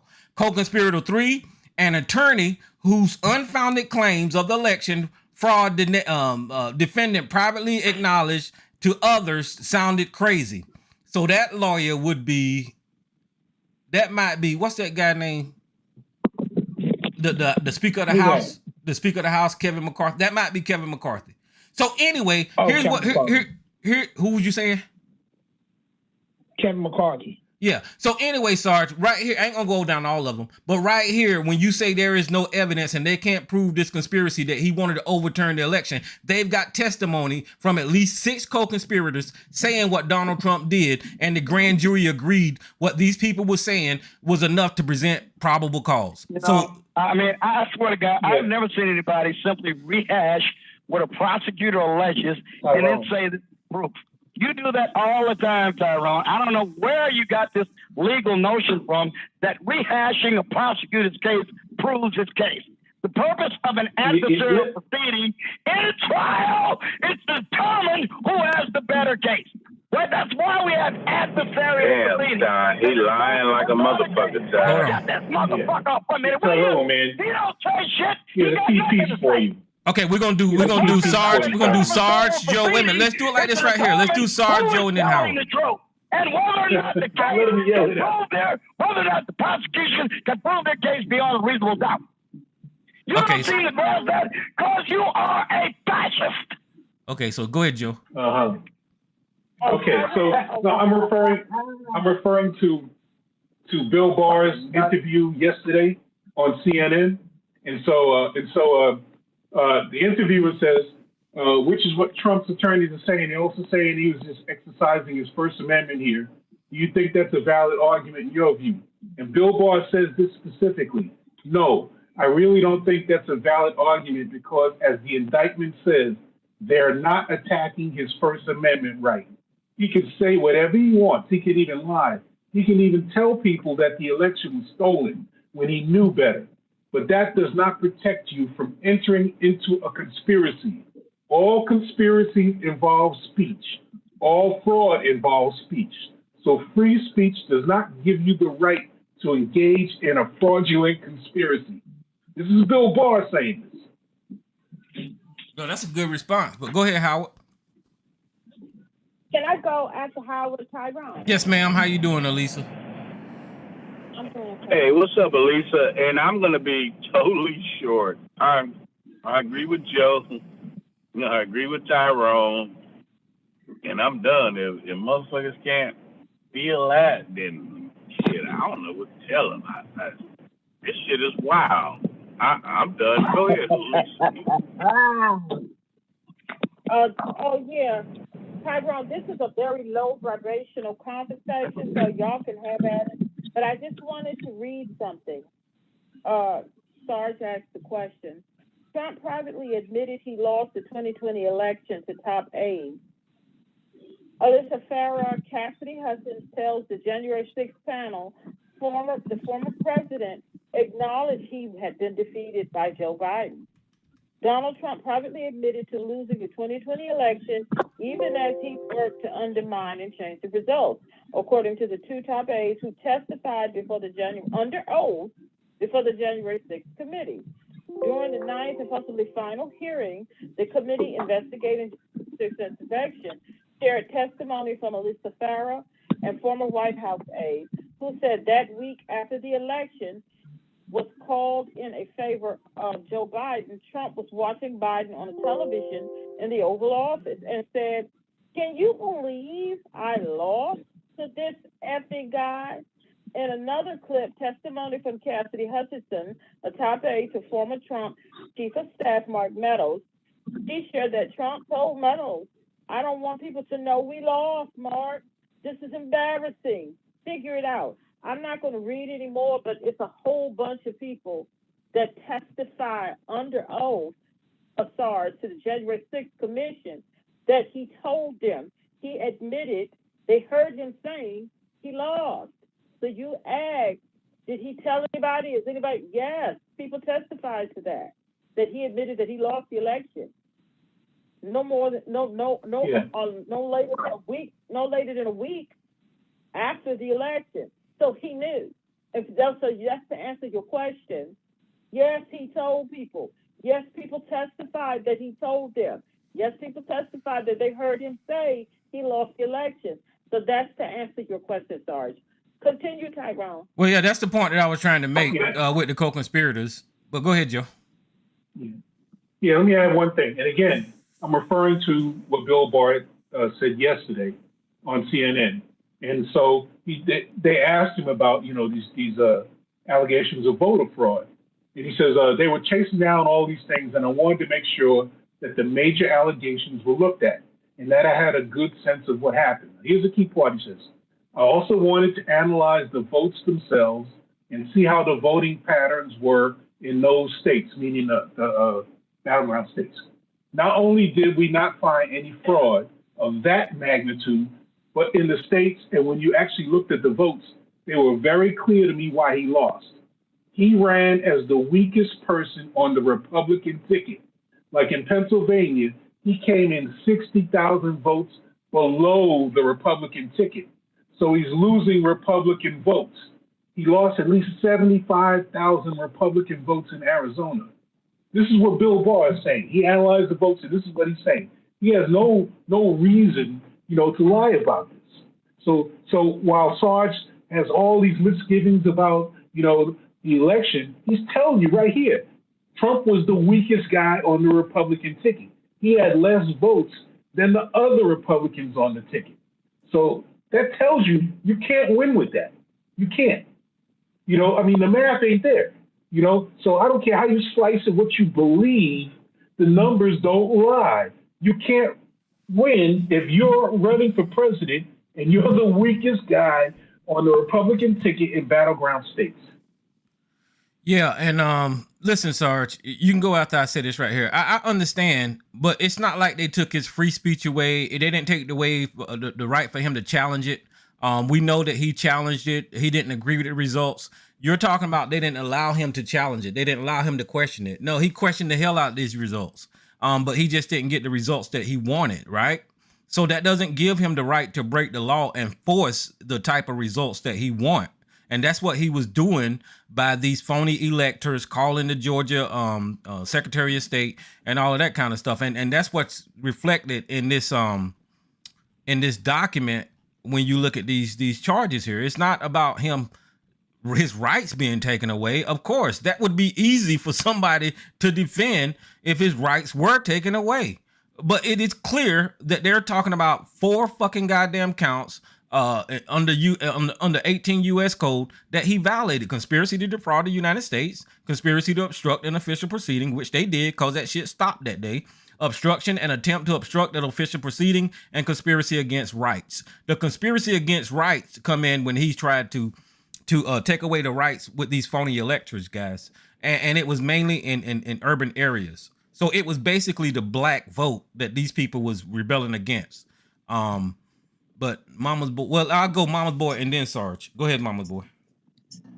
Well, I was thinking here, isn't there some sort of law where you can't play stupid even though they know the facts. You've been told the facts.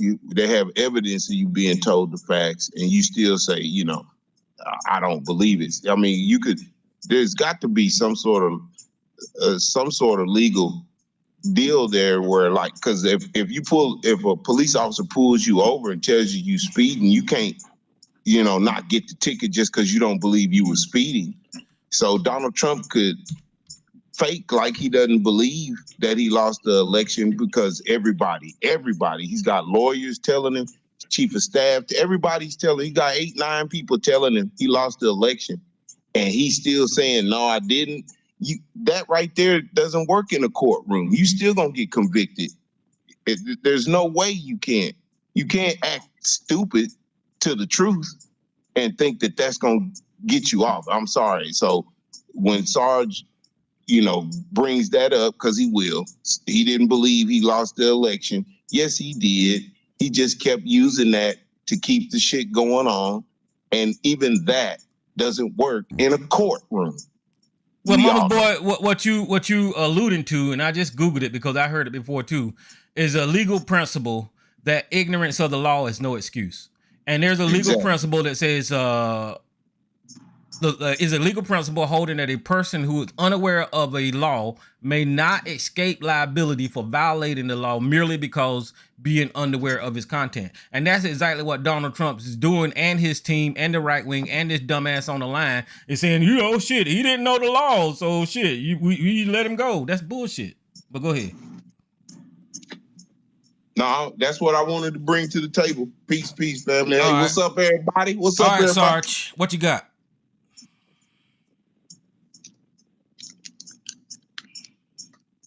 You there, Sarge? I think there's a law against screaming old men wearing MAC hats. I seem to recall a law against that. What I'm looking for, honestly, Sarge ain't shit. Niggas like him ain't shit, and they ain't never gonna be shit.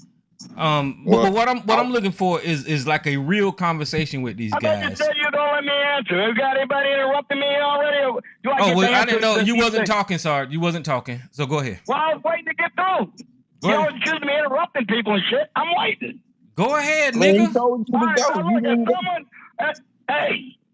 As someone who's issued hundreds of tickets, every single person I issued a ticket to had an opportunity to come to court and refute the charges I preferred against them, and I didn't win every single one of them either. Sometimes the judge ruled in their favor. Yes, I got most of them, but not all of them, and it shouldn't be that way anyway. But as we're talking about how the electoral count vote was interrupted, let me explain to you how it was interrupted, because it's really interesting on what happened. There were 110 members of both the Senate and the House of Representatives who were prepared, who had made before the electoral count was made. In writing and on television, I saw some of them who made their intention to object to the electoral count known before the electoral count was heard. Let me say this again, 110 of them. But before they had the chance to enter those objections, the riot ensued. And guess what that allowed Nancy Pelosi to do as Speaker of the House? Because the electoral count is conducted, first of all, in the House of Representatives. That enabled her to invoke the Emergency Procedures Act after the count was interrupted by the riot, not Donald Trump, which he had nothing to do with fomenting, no evidence of it anyway. They didn't even charge him with that. And since that was interrupted by the riot, she was able to invoke emergency procedures and make a closure on simply voting for the results of the election and not allow to be entered into the record any objections to the electoral count, as stated by 110 members of Congress, far over the two-person threshold, one from the Senate and one from the House of Representatives, to allow such an objection to be made. Now, that is how it was interrupted, by the riot, not by Donald Trump. Okay, so let me ask you this, though, like for real. I'm agreeing with you. The riot interrupted the proceedings, right? Again, remember, how about the people who are going to object? Okay, listen to what I'm asking you. Can you listen to what I'm okay, let me just say this first. If the procedure would have happened the way you just laid it out, like the Congress people would have objected and all that kind of stuff, then that would have been part of the proceeding, okay? So I got you, right? That wouldn't have been an interruption. You're not denying that that's what was going to happen. I'm just saying if that would have happened that way, then that would have been part of the fucking proceedings. It wouldn't have been an interruption. It would have been them people doing their jobs. But what I'm asking you now is it was stopped by the riot, right? So how did the rioters get to the Capitol? Again, I'm not part of their conspiracy. I don't know. Donald Trump didn't order them there. You got no evidence that he did. No. Okay, so hold on for 1 second. I got you on mute. Sarge is claiming that he don't know how all of those people left the ellipse and went to the Capitol. I'm going to give you one more goddamn chance to answer my motherfucking question, or I know you full of shit. Now I'm asking you because you said the proceedings got interrupted by the motherfucking rioters, Sarge, and I'm going to ask you, those people were at one location listening to a speech at the ellipse. How did they end up at the fucking Capitol, Sarge? Can you please answer that? Here is the answer. Shut up, and I will say it in about 2 sentences. Okay. Of the 800 to 1,200 people who were engaged in rioting at the Capitol, they mixed in with the crowd of over 100,000 who went to the Capitol, in the words of Donald John Trump, to peacefully and lawfully protest and make their objections known to Congress. Okay, so I'll accept that answer. I'll accept that answer. Thank you. So you and I'll accept that answer. You and I agreed. Hell no. You and I agreed. Hold on. You and I agreed that Donald Trump sent those people over to the Capitol to peacefully protest. Can we agree on that? As long as you make sure you say the words he actually used. Okay. Peacefully and lawfully protest. So after he gave them instructions to go to the Capitol to peacefully protest is whenever you're saying that the electoral count was interrupted, right? No, it happened when the rioters caused the Capitol Police and the Secret Service to believe that there was a threat to the members of Congress conducting the Electoral Count Act. Okay, so hold on. Wait. We got to rewind. Only then did that happen. Okay, so we got to rewind. When they was at the ellipse, Congress was performing their duty. They weren't going to stop the electoral count because there were protesters outside. I didn't say that. Listen to what I'm asking you, nigga. Right, shut up. Listen, when Donald Trump was giving his speech at the ellipse, Congress was performing their duties. All of the people was at the ellipse. Congress was doing their job. Donald Trump said, go to the Capitol and peacefully protest. At that command, they went to the Capitol, according to you, to peacefully protest, right? According to Donald Trump, yes. So that action interrupted Congress. Can we agree with that? No, it didn't. The protest did not interrupt the act. The rioting did. Okay, so the people that he sent over there rioted, Sarge. What the fuck is wrong with you? The protest did. The riot did. Oh, Jesus Christ. The people, they wasn't like there's a distinction. Listen, okay, let me just say this right here so I can get my point. You like talking to a third grader. I'm going to say this right here, so be quiet. Listen, all I'm trying to say, guys, is Sarge saying that Trump didn't have anything with interrupting Congress, right? But if it wasn't for Trump giving those people instructions, whether it was peacefully or violently or just show your ass up, Donald Trump sent those people over there to Congress. No, I get what he's saying. Okay, wait a minute, hold on, wait a minute. Donald Trump sent those people over there to Congress, and when those people showed up, they interrupted the fucking goddamn proceedings. They just did. Well, wait, hold on. I get what Sarge is saying. Trump did not hold on. No. I get what Sarge. Hold on. You don't got to argue. I got what you're saying. You saying that basically the people that went to protest, that's the people that Donald Trump sent. The people that went and rioted were Biden's people. That's what he's saying. I don't know who they were. I don't make assertions that I either do not have strong suspicions for or cannot prove. I cannot give you the associations of every individual who rioted. There might have been manifold reasons for them to riot, other than the fact that they wanted to object to the election in favor of Donald Trump. Okay, so let me ask you this. I'm not about to claim things that I have no evidence for, but you will. Okay, so let me ask you this. Hold on, real quick. Wait, hold on. Sarge, listen. The people that went in and started, they stopped it because they didn't want. Now, this is supposed to be. Oh, so now you're claiming no, Sarge. But this is, look at the logic, right? The Democrats are going to be the ones that's going to riot to stop Biden from being the president and Trump being Come You're on, the one Sarge. making these accusations, not me. Sarge, What do you expect me to prove? that's one of the Republicans. Wait a minute, hold That's on. one of the Republicans they threw that out there, Sarge. Come on, man. Yeah, they did. I don't care what Okay, the hold on, Sarge. Republicans Let me get do. Elisa in I'm there. speaking for me. I'm not speaking for the Republican Party. Oh, okay. So go ahead, Miss Elisa. Goddamn, well, I got enough trouble speaking for me. I get people tell me I'm not really meaning what I say. And I'm supposed to be a spokesman for the Republican Party? Hell no. I'm gonna need for you to calm down, sir. Go ahead, Elisa. Well, Tyrone, all y'all wrong. All of y'all, you, Jay, and all of y'all are wrong. Sergeant too. Today he is. Because according to Fox News, what's his name? The bow tie, Carl Rule? Tucker Carlson. Tucker Carlson. No, Tucker Carlson and Sarge. Y'all said that there wasn't no riot. I never said that. Hold on, Sarge. You did say that. I never said that. Sarge, hold on. Hold on, Sarge. Go ahead, Elisa. Where did Bro, you get that you need to shit? mute that. You need to mute that nigga, bro. But Go ahead, we were Elisa. Talking every time we were and y'all on this phone, Jay. I know Jay is New Yorker. Back me up. Every time we got on that riot, Sarge would say it wasn't a riot. I said it wasn't an insurrection. Sarge, come on, I said man. it wasn't an insurrection. Come on, Sarge. Go ahead. Go ahead, Elisa. He's lying. Protest. You said it was a peaceful No, I am protest. He's lying. Okay. I want to hear what Elisa got to say, so I'm gonna mute you for 1 second, man. Go ahead, Elisa. No, I'm not lying, Tyrone. And I don't see, because I don't get up on here and make up lies on people. Right. Tyrone, I don't see why you don't remember.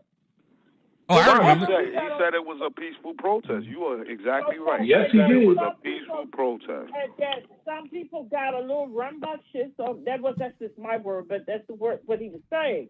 But it wasn't a riot. It wasn't a riot. So now that they're trying to say that Thompson and them people down there to peacefully protest didn't cause the riot, so there was a riot. So I'm confused. We have been discussing this damn riot for the longest time and calling it all kind of stuff, and it was not a riot. It was not a riot.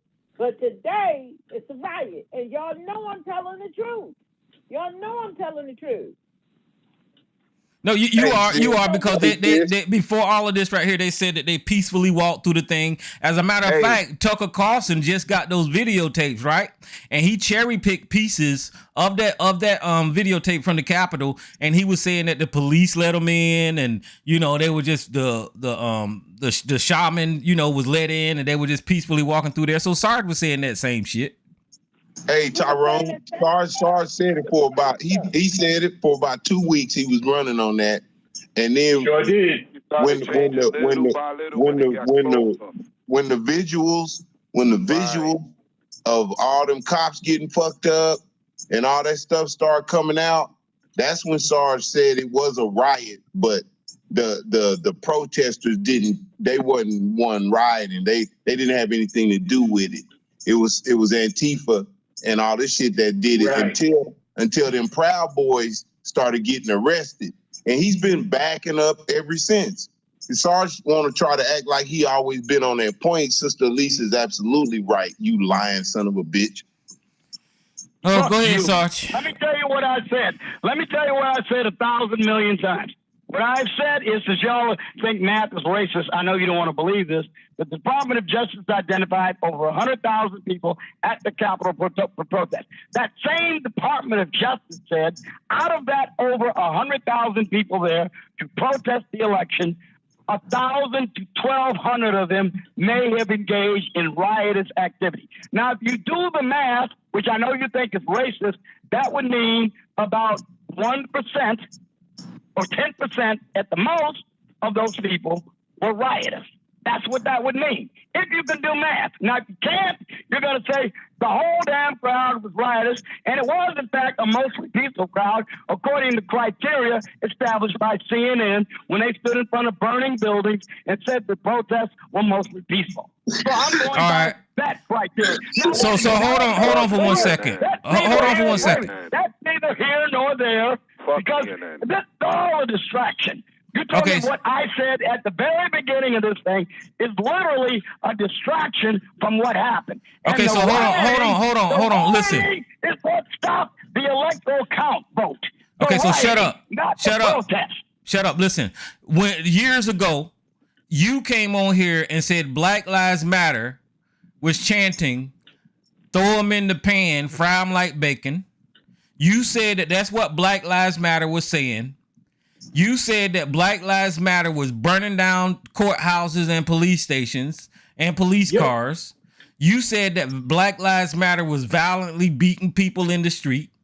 When now that we know the FBI has infiltrated that movement and they was causing destructions, there was some white nationalists that infiltrated that group and caused that destruction. But you generally said that Black Lives Matter was doing all this violence, and that's just not true. We seen those people stand at the ellipse, and those same people go to the goddamn Capitol. You can't say that any of those people and that percentage that you got about the rioters is bullshit. It was the majority of those people that was rioting. It was the majority of those people climbing over the goddamn columns and shit at the goddamn Capitol. It wasn't the minority, Sarge. There was a few people that went home like Ray Epps. But there was the majority of them damn people was climbing over that shit. So Donald Trump sent those people over there to interfere with the progress of Congress and interrupt that goddamn proceeding, Sarge. And that's what this fucking indictment is all about. Just read it, nigga. I don't think you read it. Negro, you just made things up like you always do. You just said the majority of people are 100. They could not have stopped 100,000 people rioting if they decided to take the Capitol. They never were able to push them out. They didn't. Not without napalm. Not without napalm. They didn't stop them. They did not stop them. Nigga, they didn't stop them. People didn't do that. Bitch, they did not stop them. Do you understand that whole day went through, they did not stop them, and nobody got arrested on January the 6th. Do you understand that? Nobody got arrested. I'm going to say it again. There is no way the Capitol Police could have prevented those people from taking over the Capitol and capturing every motherfucking member of Congress if they decided to do so, if 100,000 people tried to do it. The people who went in there were waved in the Capitol building. We got the tapes. They walked around. They didn't destroy any property. The overwhelming majority of them. 100,000 people, Tyrone. Some of them might have done is the shit in a wastebasket. That's it. Okay, well, okay, so I got you, brother. So I get it. Like I thought, you won't address the issues in this indictment. You act like we didn't see what we saw. Are you saying? Listen, Sarge. Like seriously, like that was a Trump rally that day. Now we got to agree that was a Trump rally on the ellipse. You want to criminalize and put him in jail? You ain't listening to what I'm saying. That was a Trump rally. I am listening to what you're saying. That's why I asked what I asked. That was a Trump rally on the ellipse. Those same people with Trump flags and rebel flags showed up in the Capitol, Sarge. They left Trump rally and they showed up in the Capitol with his fucking flag, Sarge. What the fuck? Negro, you're still not answering my question. I didn't deny that there were rioters there. You're saying that most of them were rioters. I have over 100,000 people. Most of them which would mean 50,000 people or more, were rioters. They won't know 100,000 people. They won't know 100,000 people. That's what. Goddamn. That's what. Every fact you like to deny, you then support your agenda. That's what the federal government identified the crowd as. The federal government identified that number. Well, I'm saying the problem is, Sarge is counting people. You believe everything else they do. You just got through saying the FBI infiltrated Black Lives Matter. Didn't have 100,000 people in his inauguration. Right. Yeah. Tyrone, the problem is Sarge is counting people that went in the Capitol. That's not how it works, Sarge. Right. They had barriers on the Capitol ground. Right. As soon as they went past those barriers, they were rioters. As soon as they went past them. That's why they have barriers there. Yeah, including the ones that destroyed the news people's cameras. Remember those guys? You know, including the people that were throwing smoke bombs, bear spray. They may not have entered the building, but they were guilty as soon as they set foot on the grounds.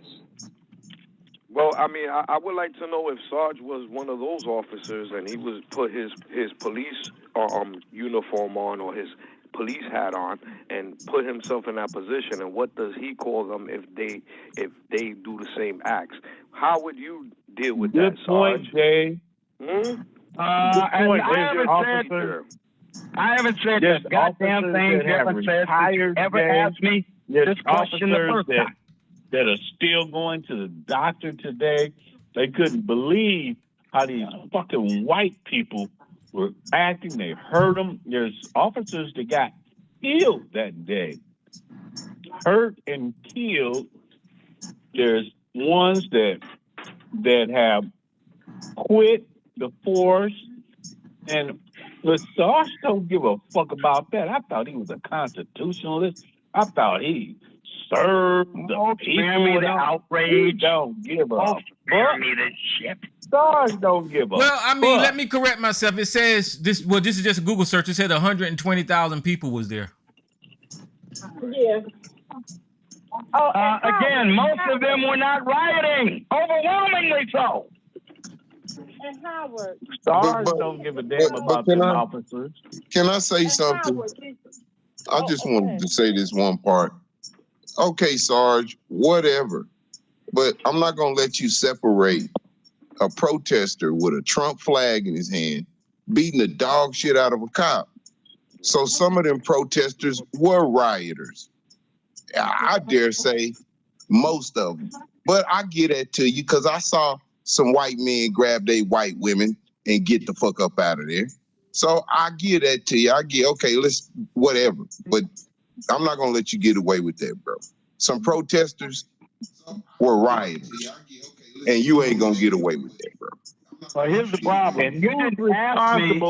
Who's responsible for those officers being fucking killed? I think 2 or 3, Sister Elisa. Stop lying. Stop lying. Stop lying. Not one officer died as a result of any protester on January 6th. Not one. Not one. I asked Sister Elisa. And Howard, did you see the video with the police officer and they was crushing him in the door and he was hollering and screaming and the protesters was pushing the door. He was getting crushed and it took everything they could to get that there. You saw that? I remember that. Yes, I did. I can't forget that. A couple of officers, they picked up flagpoles and hit one of them in the head and dragged him down into the crowd. I mean, it was just terrible. But I think one officer... Well, I mean, those was conservatives. Yeah, that was conservatives. How do you know?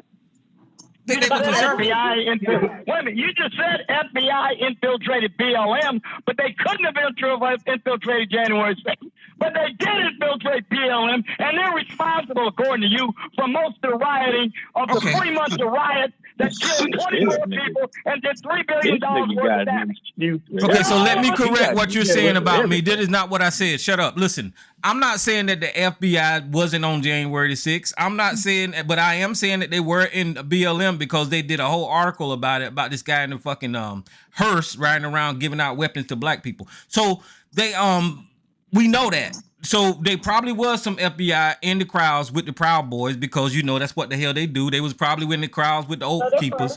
They was probably in the crowd with these white supremacist Nazis or whatever. So FBI do that type of work. I'm saying Ray Epps wasn't the fucking FBI. That's what I said. So get it right. There you go, Big Ty. That's what I said. Again, let me make it clear, Sarge. Wait a minute. Yeah. Wait a minute. I have not said whether or not Ray Epps was an FBI agent or an FBI informant. I have simply said... You said that. You said that. And let me tell you what I said. You goddamn blabbermouth. Shut the fuck up. All right, once again, what I said was that Ray Epps was on the FBI's most wanted list and then all of a sudden removed with no explanation. I said that Ray Epps is on video importuning protesters to go into the Capitol in violation of the Capitol Police and the signs that were out there showing it was an unauthorized parade area. That's what I said. I've raised questions about it, and I said, why can't we get the answers? And you are perfectly content to accept whatever the government says or even doesn't say. Listen, hold on. There was a whole episode where Ted Cruz was sitting up there questioning the goddamn FBI.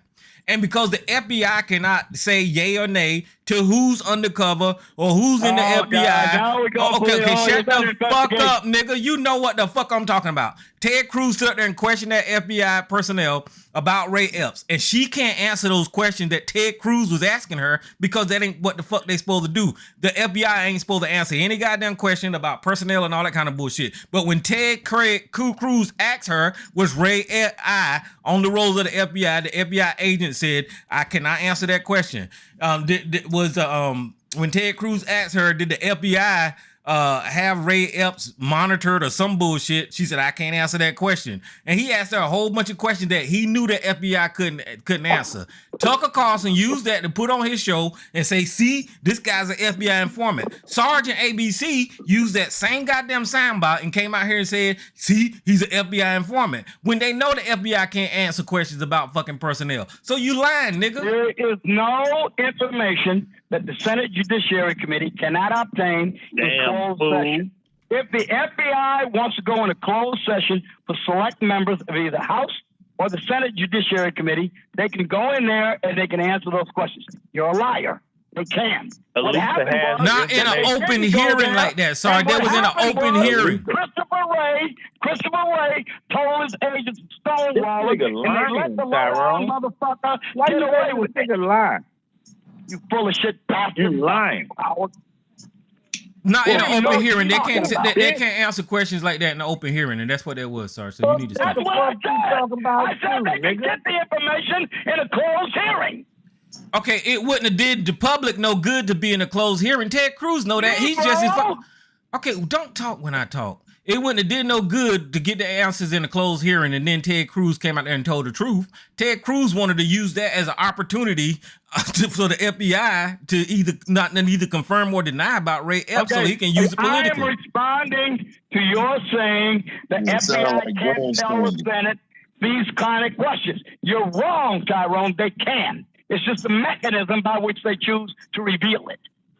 Okay, whatever. I'm done. I ain't finna argue some minutes. You guys don't speak English. Problem. Tyrone, what you described Ted Cruz of doing is called grandstanding. Yeah. He knew the television cameras was gonna be on. Yep. And he knew she couldn't answer him. So he took that moment to try to look good, like he's really working hard, for Donald Trump. So he won't get his little head cut off. Yeah, they ran with that shit. Sarge, you did say Ray Epps was FBI, man. You said it, brother. I said there was a possibility that he was. I said I don't know. I want to know though. But you saying that now, but you said it before. I said that. Remember, I'm a matter of fact kind of guy because I know what it takes to get evidence in the court. So I don't say things I cannot know. Man, this dude is not telling the whole truth, Tyrone. This is not the whole truth. And I'm, for one, disappointed. I know Elisa has a lot of factual stuff that she provides to the shows, the stories and things. And quite frankly, I'm a little taken aback for this guy not telling the full truth, not wanting to do a dialogue and have a conversation with people. This stuff, it's wild. You can talk over everybody. You sound so fucking guilty. You sound so fucking evil. You sound, if you were on Donald Trump's trial as a witness, you would help him get convicted because you sound like that. Okay, fucked up. I got a simple question for Sarge. Sarge, listen, on January the 6th, was the counting of the Electoral College interrupted? But we've already established that it was. Okay, so now is that illegal to interrupt that process? If it is done by riotous activity, yes. So there was a crime committed when that counting stopped, right? Okay, did Donald Trump have anything to do with that? I'm asking you questions. You trying to avoid it. Again, whoever did it is violating the law. So it was Why a crime. is he asking you if Donald Trump had? He's been indicted. Okay. Fuck that answer. Anyone who does it is guilty of a crime. Okay, so there was a crime. There was a crime committed on January. I'm gonna go on mute. I'm losing my patience. There was a crime. You're full of shit, too. Take a laxative. Oh God, there was a crime committed by the stopping of that process, right? Hey, whoever violates the law is guilty of obstructing Congress. I'm trying to work with you. I'm trying to work with you. Whoever did it that day, stop that process. With you, shut that fool up. Okay, I'm trying to work with you. Whoever stopped that process that day violated the law, right? I think we've agreed to that many times. Okay, so who are you going to point at and said violated the law that day when they stopped that process? Every single rioter identified as having contributed or participating in the riotous actions such as attacking police officers, vandalizing the Capitol, and breaking through police lines is guilty of that obstruction. Okay, I got you. So every rioter that was in there and stopped that process is guilty of that, right? So let me ask you this. How did those rioters end up at the Capitol? Okay, we've already gone over this. Now, you're going to let me answer it one more time the way I did the first time. Okay. The rioters intermingled themselves. Conspiracy. What is this? Okay, come on, man. Don't interrupt. What was this addle-headed fool singing nonsense? Go ahead. All right, once again, the rioters intermingled themselves with the people who are conducting a lawful protest and accompany them, intermingled with the majority of non-rioting people as they went to the Capitol. They mixed in with the crowd. Oh, okay. So let me ask you this right here. Whenever they came all the way from across the United States from different parts using buses, planes, trains, or whatever, and they showed up all there as a group at the ellipse, how would you be able to distinguish rioters from non-rioters at the ellipse? At the moment they riot, that's how. So soon as they started rioting, you can separate the rioters from the peaceful ones, right? Yes, you could attempt to arrest them and obstruct them from participating further in the riot. So basically, you had riot teams from the riot squad to separate out the crowd. They have techniques. Police have techniques. They have flying squads that penetrate the crowd and make arrests of people who are observed to be rioters in any protest. Okay, so basically in hold on. Basically in one group.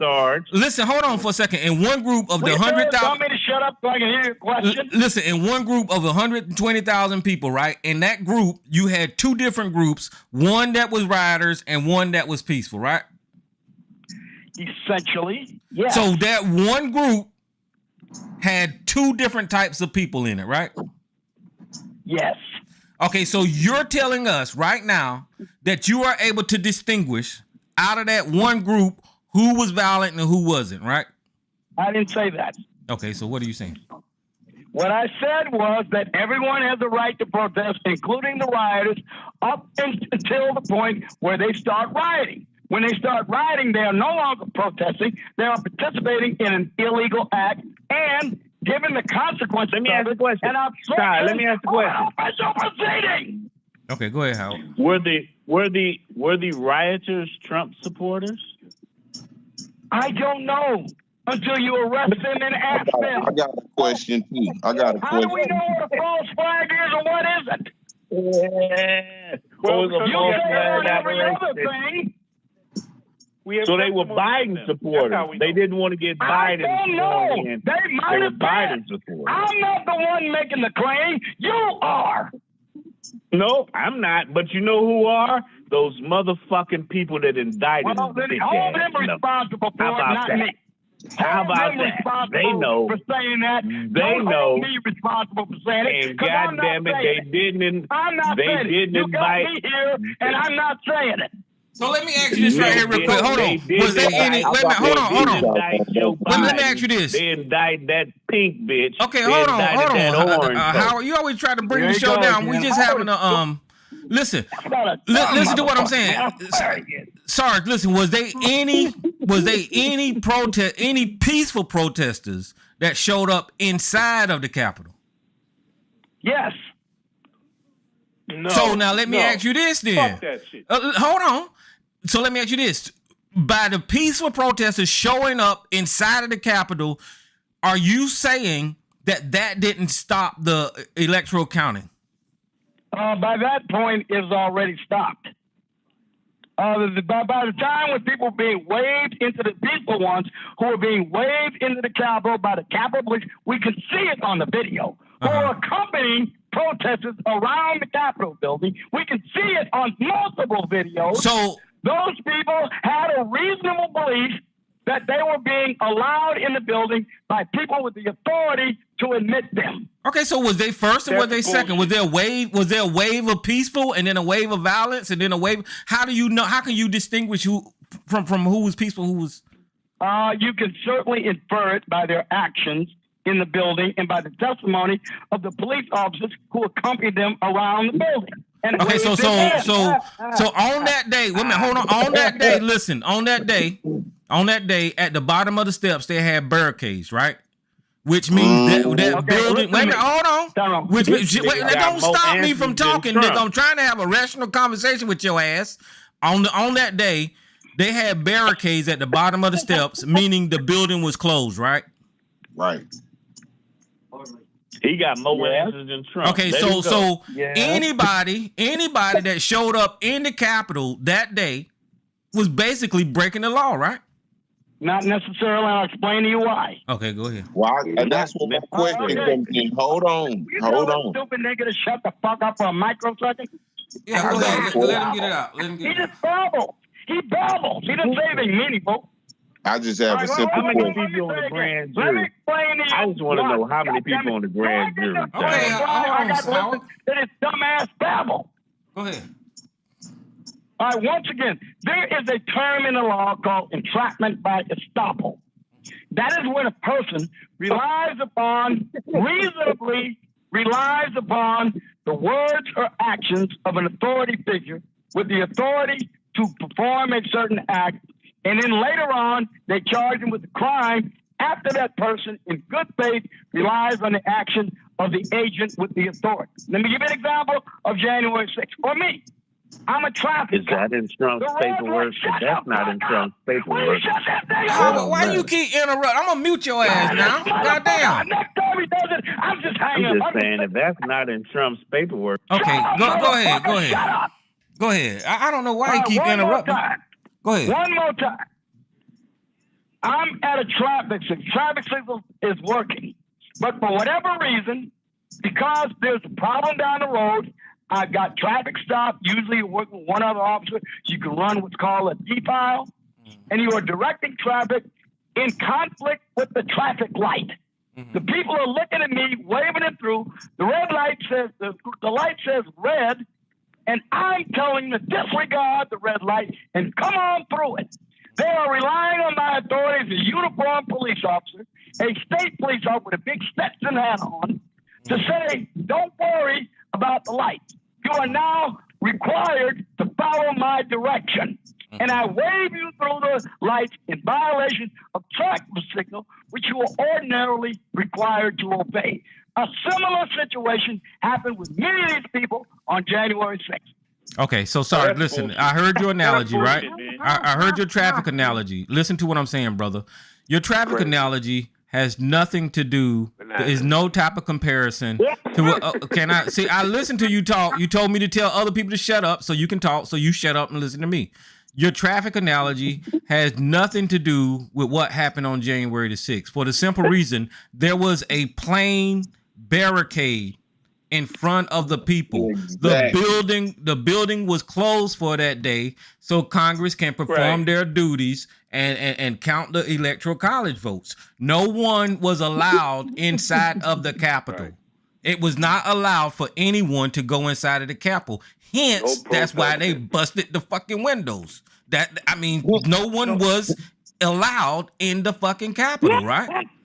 So No, you're wrong, Tyrone. You're wait a wrong. minute, hold on. What when you say wait a minute, hold on, wait a minute. When you say there was peaceful people and rioters in the Capitol, that cannot be true.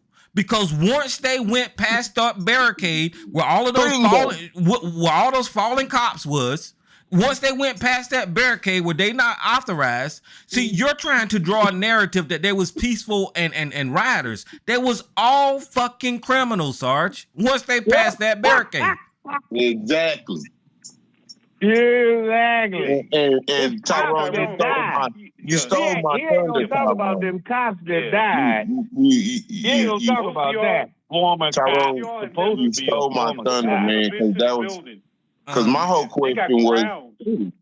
Goddamn shame. My whole old question ass was, need to be ashamed my of whole your question was, if there were barricades, anybody who went past that barricade, right, they broke the law. Well, I thought blue lives matter.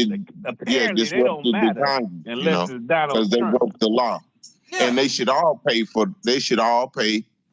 breaking that law. Which is why it's stupid to say there was peaceful people up there and there was rioters. That's stupid. All of them was fucking criminals. I got one more thing I want to add before I get ran off the line again. All right, listen. Get with him. Get with him, my boy. Hey, Howard. Hey, Howard. This one is for you, my brother. This one is for you. All right. Now, Sarge knows damn well if they walk into a situation where a whole lot of people and some are fighting and some are not, you can't distinguish who's who. The popo gonna lock every goddamn body the fuck up. And those that are innocent gonna get the fuck out and live an innocent life. Everybody. And those that's not gonna get charged and do whatever they do. But the cops ain't there for that. They there to stop what the fuck's happening, and they gonna lock every goddamn body up. And Sarge knows this. Sarge knows this shit. Peace, brothers. And I got a question for you, Mama's boy and Tyrone and Elisa. There were at least two police officers killed. Who's gonna be charged for those murders? Are they gonna charge anybody for those murders?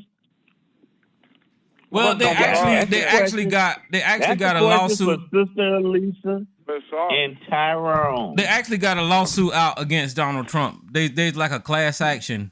There's a bunch of people that's suing Donald Trump. I don't know how far that's going to go. Fuck that civil shit. He needs to be charged. He needs to be charged criminally as a fucking conspiracy to murder. Accessory, goddamn idiot. Sorry. Let me ask you a question. Look, you don't even know what he's talking about. Sorry. You never worked in the prison. Don't get mad. Somebody is responsible for those officers' murder. Who's responsible, Sarge? Who's responsible for those officers' murders, Sarge? Just say anything. The rioters, as you said, they were just rioting, or was it those seditious, fucking white, racist ass bitches that went up in there? I would charge every last one of them bitches in the vicinity I'm sure with you murder. would. You would charge one member of BLM, which is cocksucking bastard. They wasn't there. They wasn't there. Why you want to go there? Jay was trying to say something. Why you want to go there? Why you want to go there? Let Jay get in there. Jay was trying to say something. Sorry, Jay. You cocksucking bitch. Come on, Howard, man. Listen, brother. Come on, man. Look, I mean, we just having a regular conversation. He called me a cocksucker first. I can't call it back. That's because I decided to not call you a shit-eating bastard. Okay, listen. Okay, everybody, listen. Listen to what I'm saying. I got a YouTube channel that I don't have any strikes on, so let's not do that. Who's this unknown caller line I just opened?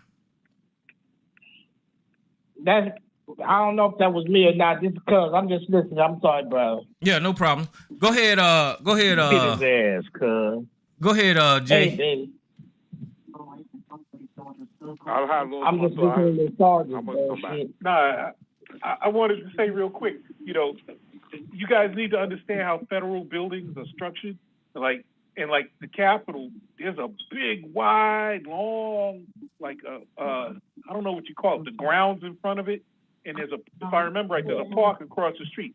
Now the park is on public ground. That's where most of the protesters started, but they have rings of gates around the building, and they have signage on the gates, and they'll say the building is closed for federal procedure. Yeah. But Joe, tell you no trespassing. I will stop interrupting people. Let him finish. No, I want to ask Joe. I just want to ask Joe a question. Who the hell is responsible for 3 officers dead? Who is responsible? Well, that's what I wanted to ask Sarge. I said, listen, Sarge was not a corrections officer, but Sarge should know that if a corrections officer is killed in a prison a section, in a not cell block, but a section of a prison, they will all be charged for murder unless somebody gives up the goods. Do you know that? Unless they find out. Listen to this, Sarge. And you know, in prison, most people ain't going to tell, right? But guess what? Either they find out through evidence where they know by cameras or some type of evidence by eyewitness. But if they didn't see it and a correction officer ends up dead, that whole area is going to be locked down and somebody's... That's right. They're all going in for murder, Sarge. Let's not play that game. You know that. Yep. And Donald Trump is responsible for those officers' murder. That's a fact. But what I was saying is this, though. You know, really stretching like Mr. Fantastic of the Fantastic Four. Yeah, there's rings of gates around these buildings. You know, and so they also close the streets off so you can't get near them. This is what they did after 9/11, right? So the minute you pass any of those gates, you're a criminal. The minute you pass any of those gates, you are not a protester. Broke the law. You are a rioter. You know, whether you're breaking a window, whether you're attacking anybody, the minute you are on those grounds, you are a rioter. So this concept that there was only... that's not what they were charged with. Look, I don't care what they were charged with, Sarge. What they are saying is this. The minute you step on that ground where you are not authorized to be, then you are a criminal. Now, they may choose not to charge you for it because it's a minor offense. But the point being, again, I don't care if they open the barriers and let you through. The minute you step on that ground, you are wrong. There's no ifs, ands, or buts. There's nothing. You are not supposed to be there. You're not authorized to be there. That's what the sign says. Joe, why hasn't anyone been charged with murder, Joe? Yeah, let me 3 officers dead. Yeah, let me land this, though. The minute Sarge is saying that there was only 1,000 or something protesters, that's a lie. Rioters, that's a lie. Everybody who was past those barriers is a rioter. Now, some may have been doing damage and some not, and they chose not to prosecute them, but they are still a rioter. There were thousands of rioters. They should have never been able to get even close to that building. So I don't want to hear this. Well, Joe, protest. Joe, just to let you know, they still nabbing them because they caught some dude a day or two ago with he's some sort of big fan, and they finally found his ass, and they got his ass, and they got him on camera up there with that red ass face. So they not through finding them. They going. What they did is they fucked up and let everybody leave instead of arresting everybody. So now they got to go through. Now they got to go through all that video, face recognition software, and hunt people down, and they will because them folks owe them money. The court is like a bank. And the minute they go ask you want it, that's some paper. You messed up Nobody you messed up property. You messed up some property, government property. Or they want you to pay. They want you to pay up. Don't give a fuck that his goddamn big sucking homeboys sent him there to do it. Somebody 2 or 3 officers killed. Damn, how? Hold on, somebody just Let me check this. Let me check this. Unlawful parading as opposed to vandalism or rioting.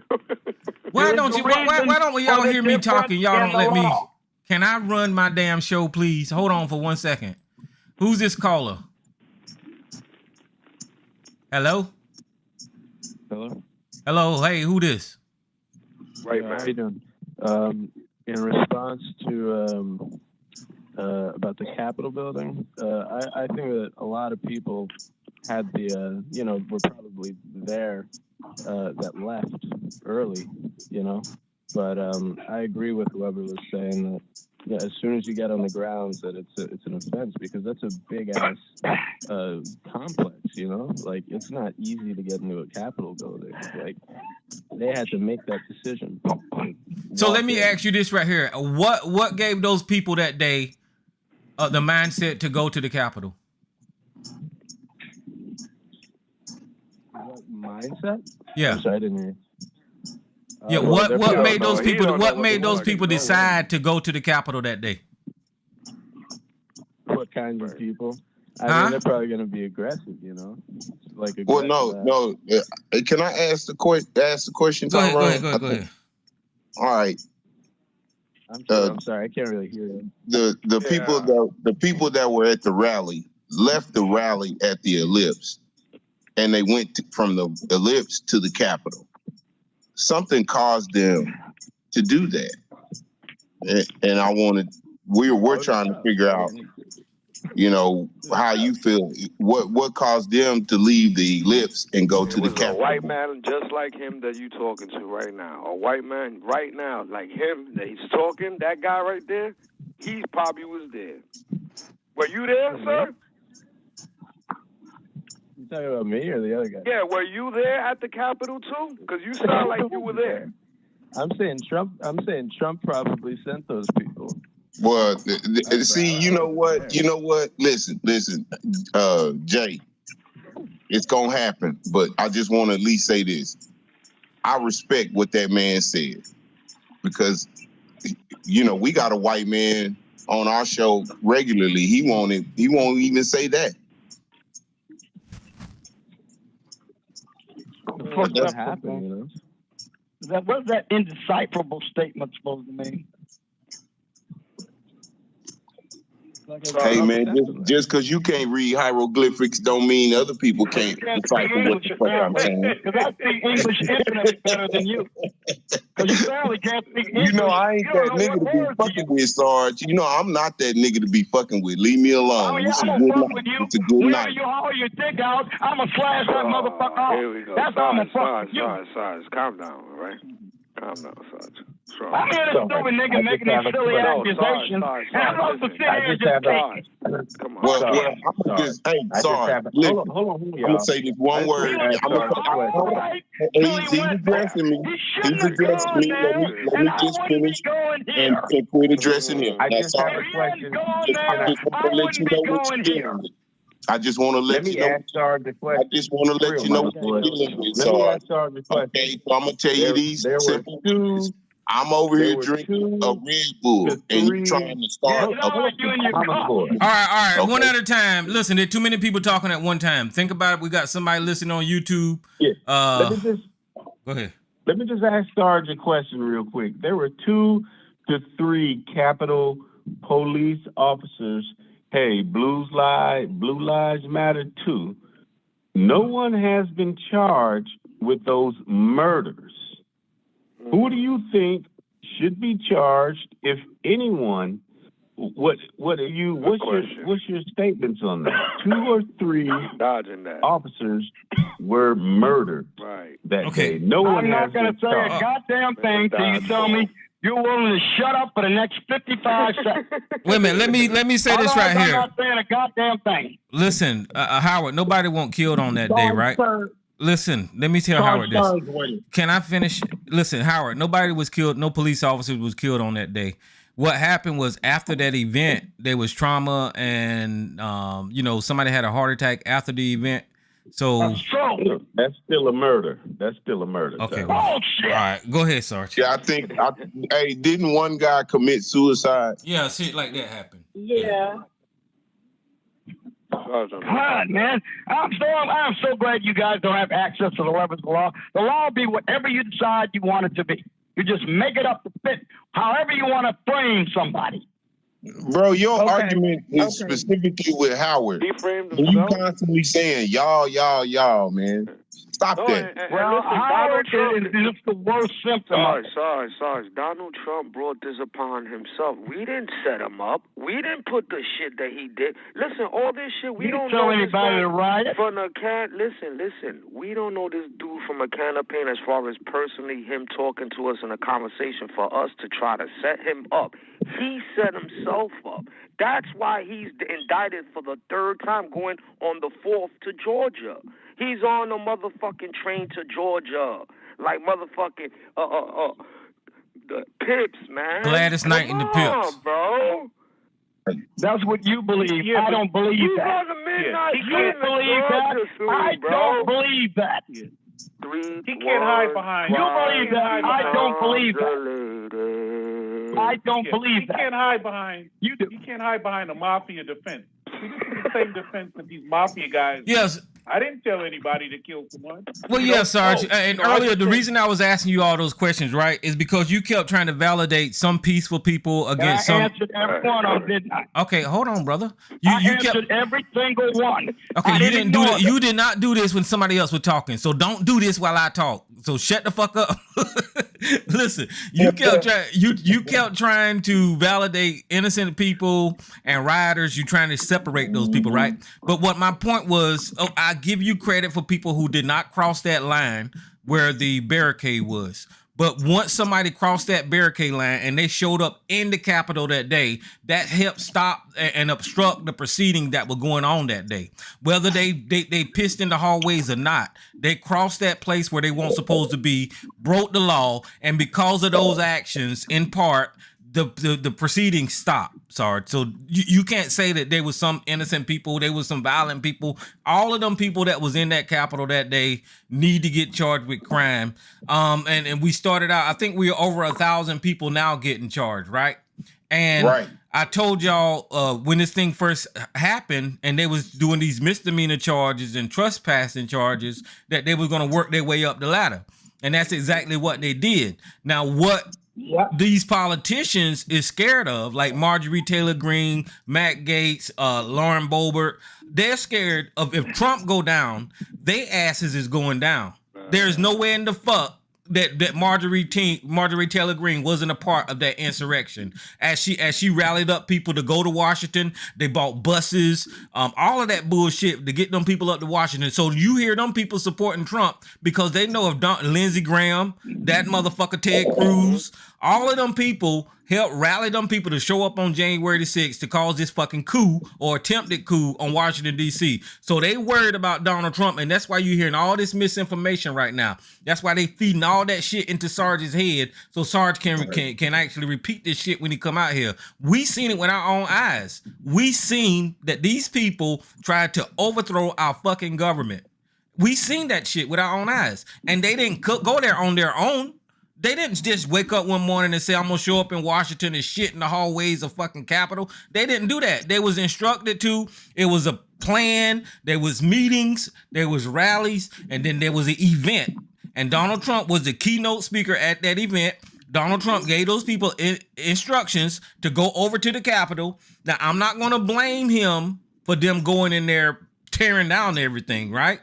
But if it wasn't for Donald Trump putting those people in that place, then that event wouldn't have fucking happened. Now, whenever you're talking about screaming fire, let me say this right here. Whenever you're talking about screaming fire in a crowded theater, right? Whenever you're talking about screaming fire in a crowded theater, that's because you put other people at risk. So you're not supposed to scream fire, and that's a pushback on free speech. You're not supposed to scream fire in a crowded theater, especially if there ain't no damn fire, because people gonna trample all over people and kill people and people are gonna get injured, right? This is almost the same fucking scenario when y'all talking about Donald Trump got free speech. You can't say go to the goddamn Capitol and protest peacefully and expect a crowd of 1,000, 2,000 people to go over there and not do something like they fucking did. It was reckless, it was dangerous, and Donald Trump is 100% responsible for stopping that fucking interaction that day. Tyrone, can I throw one more law? Let me know when I can go, Ty. You can go after me after this one. You were kind of right, Ty. I'm throwing this quick little law, So I want to correct the record. Hey, Tyrone. See, he knew these people were going to go to the Capitol. Yes. Sure he did. He also knew they were armed. Oh yeah, I forgot about He that. wanted that shit to be And wild. that right there to me is a lock for him to go down for this shit. You know, I think he got a right to be worried about Jack Smith. But go ahead, Howard. No, I was going to say Tyrone was correct. Doing some research, there was one officer killed on the scene. No, at the it time. wasn't. Wait a minute, let him get it out, Sarge. let You, me- you can speak after him. Go ahead, Howard. Share that with Let us. me read my source. If you want me to read the source, I can. There was one officer that was killed at the scene, and let me see here. I'm trying to read my source tab. Just give me a second. Who was that asleep? Cuz? One officer killed at the scene. The Capitol attack resulted in almost to dead. This is from the young lady that Sergeant them don't like, Ocasio-Cortez. That the Capitol attacks resulted in almost 10 deaths, 10 dead, including 5 police officers, none of whom died at the scene. There was a stroke victim. It was a Capitol Police who died of a stroke while on the scene. That's the one I said that died on the scene. And there were also, I'm just going down here, 4 suicides. 4 other police officers committed suicide in the days and months after that. So they were so fucking despondent that they probably loved Trump. They probably loved their country. Couldn't believe that these motherfuckers turned against them. They committed suicide. 4 officers committed suicide. 1 died on the scene. So I'm correcting myself. You're right, Tyrone. 1 died of a stroke on the scene. He probably lost his shit, couldn't handle it, and his fucking heart probably blew up to such an amount that he suffered a stroke. The other officers, like I just read, died days after committing fucking suicide. Committing suicide after this shit was this dude tried to make it sound like they were just going up in there to get some shoes and they came on out. Black Lives Matter. It wasn't like that. Way more serious than that. And so, yeah, thank you, Tyrone, for correcting me. I accept correction, and it's all good. And I looked up the real, and that's what it was. 1 officer died of a stroke on the scene, and what did it say? 4 others committed suicide in the days after. Factually, somebody needs to be held fucking responsible. Now that I agree with you with, because if it weren't for that event, those officers probably would be alive. He had a blood clot that broke loose. He died a day later in the hospital. Lying. Doesn't matter. Jesus, make up anything. It's still So in the you blank. don't think that event caused those officers to die, Sarge? Look, again, I have no doubt that the exertion caused by the event caused the blood clot to break loose and give him a stroke. But you cannot say that is murder. Jesus. Oh, Jesus Christ. You gotta just make up anything and fill in the blanks. He don't want anything tied to Trump. That's what it held is. responsible because No. So is it manslaughter? Is it manslaughter? He doesn't have a stroke. Is it manslaughter? Involuntary manslaughter? Again, if it would be voluntary manslaughter, if it was due to proximate cause of him making an arrest of a person who resisted. Whoa. Running to and fro because he was either deployed somewhere else or something so like you that. would put voluntary on that. It depends exactly and precisely on the circumstances every single Hey, time. hey, I got you the answer. Somebody I'm needs gonna to be shut the held fuck up. responsible for that man. That's a fact. Like I said, But Howard just makes up anything so the law fit whatever he wants it to be. But even something like that is what, 10 years? Sarge, you saying some silly shit, man. If it is approximate cause of the death. There was no such finding. We done already went over that. We done already went over that. No such finding in the case of Officer Sicknick. Okay. Let's just say, for the sake of conversation, for the sake of this conversation, let's just say it was let's just say it was voluntary manslaughter, right? I'm gonna use your evidence for that? Man, I'm just using what you said. I said involuntary, but let's just take your voluntary. How many years is that in jail? I don't know what the D.C. statute is. If it was in Illinois, it could be for up to 10 years. Up to. That was my question. That was it. You don't have to make no more of it, sir. Well, whenever you have evidence of that, then I say charge the person appropriately who's responsible. Sarge, let me ask you this right here. What is the law called where you can hold a corporation or a company responsible if somebody, is it tort law or tort? What the hell? Tort law involves civil suits. But you can hold, well, this is my point, is that you can hold a organization responsible for accidentally killing someone or whatever the fuck, but you can hold that. I forgot what the hell they call that, but that somebody do need to be held responsible. It's tort law. Sure, it can be done. So somebody do need to be tort. Yeah, that's how Greg Abbott got his money down here. It's called an unlawful death, and you can make a tort claim for an unlawful death against anyone to whom the facts and circumstances would apply. Well, the reason I brought it up is that's the category that these officers should fall up under, I believe. Well, good luck with that. Yeah, all those officers, but I'm talking criminally. That one officer who died from a stroke, he may have been involved in something physical with those people coming in and, couldn't take it. He loved Trump and couldn't believe. Howard, he got hit in the head. Somebody hit him in the head. He did not. That was disproved. Oh, here we go. He was not. Whoa. You trying to say Elisa lying? Go ahead, Elisa. Sorry. Let me just ask a general question, like for real. Sorry, why do you have to defend everything that happened on that day? Why do you have to make things up? Why can't you just tell the truth? Can I, I'm not done.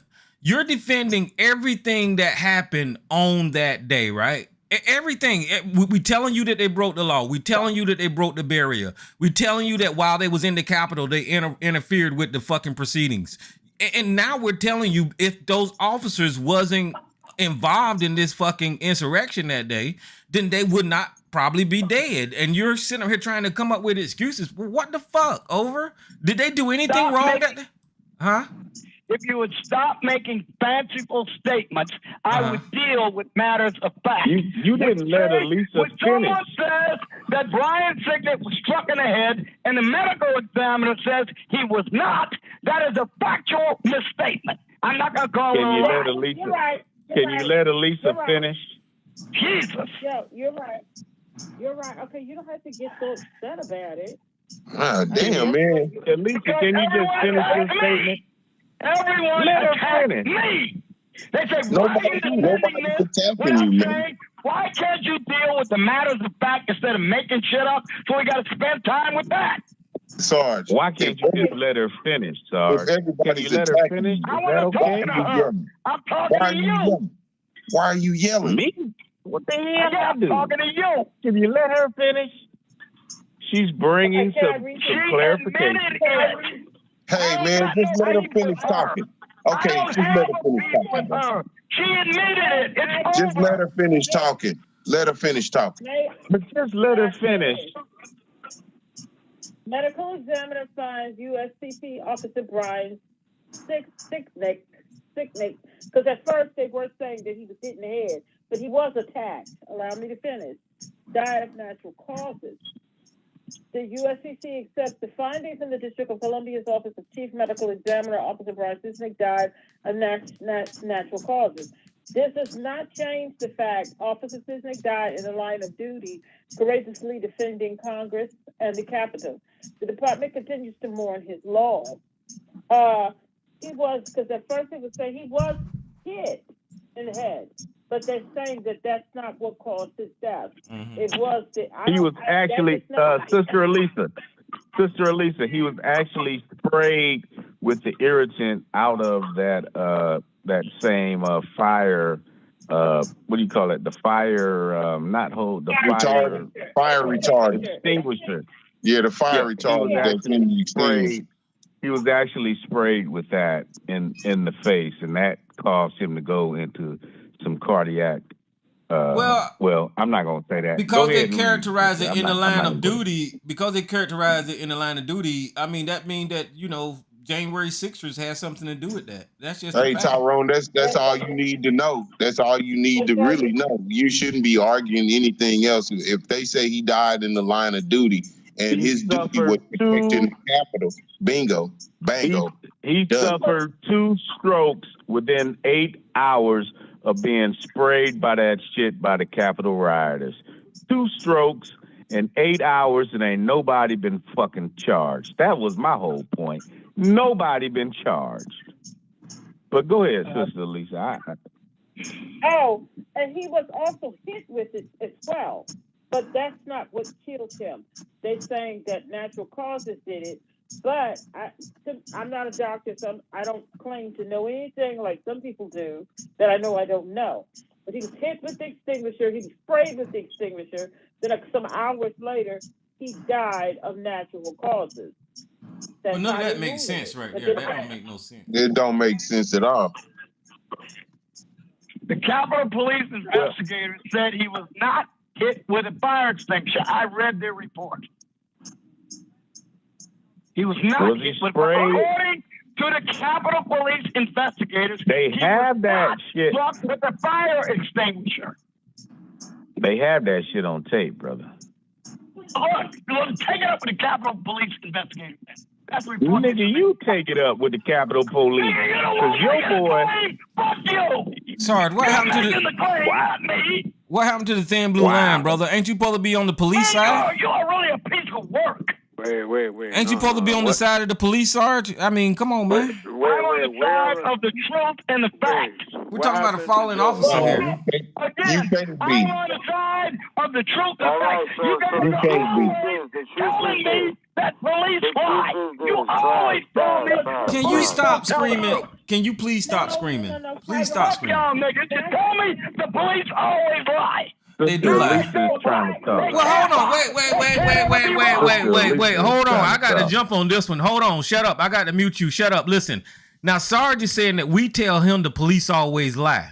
He's telling us that the police always lie when it comes to Donald Trump.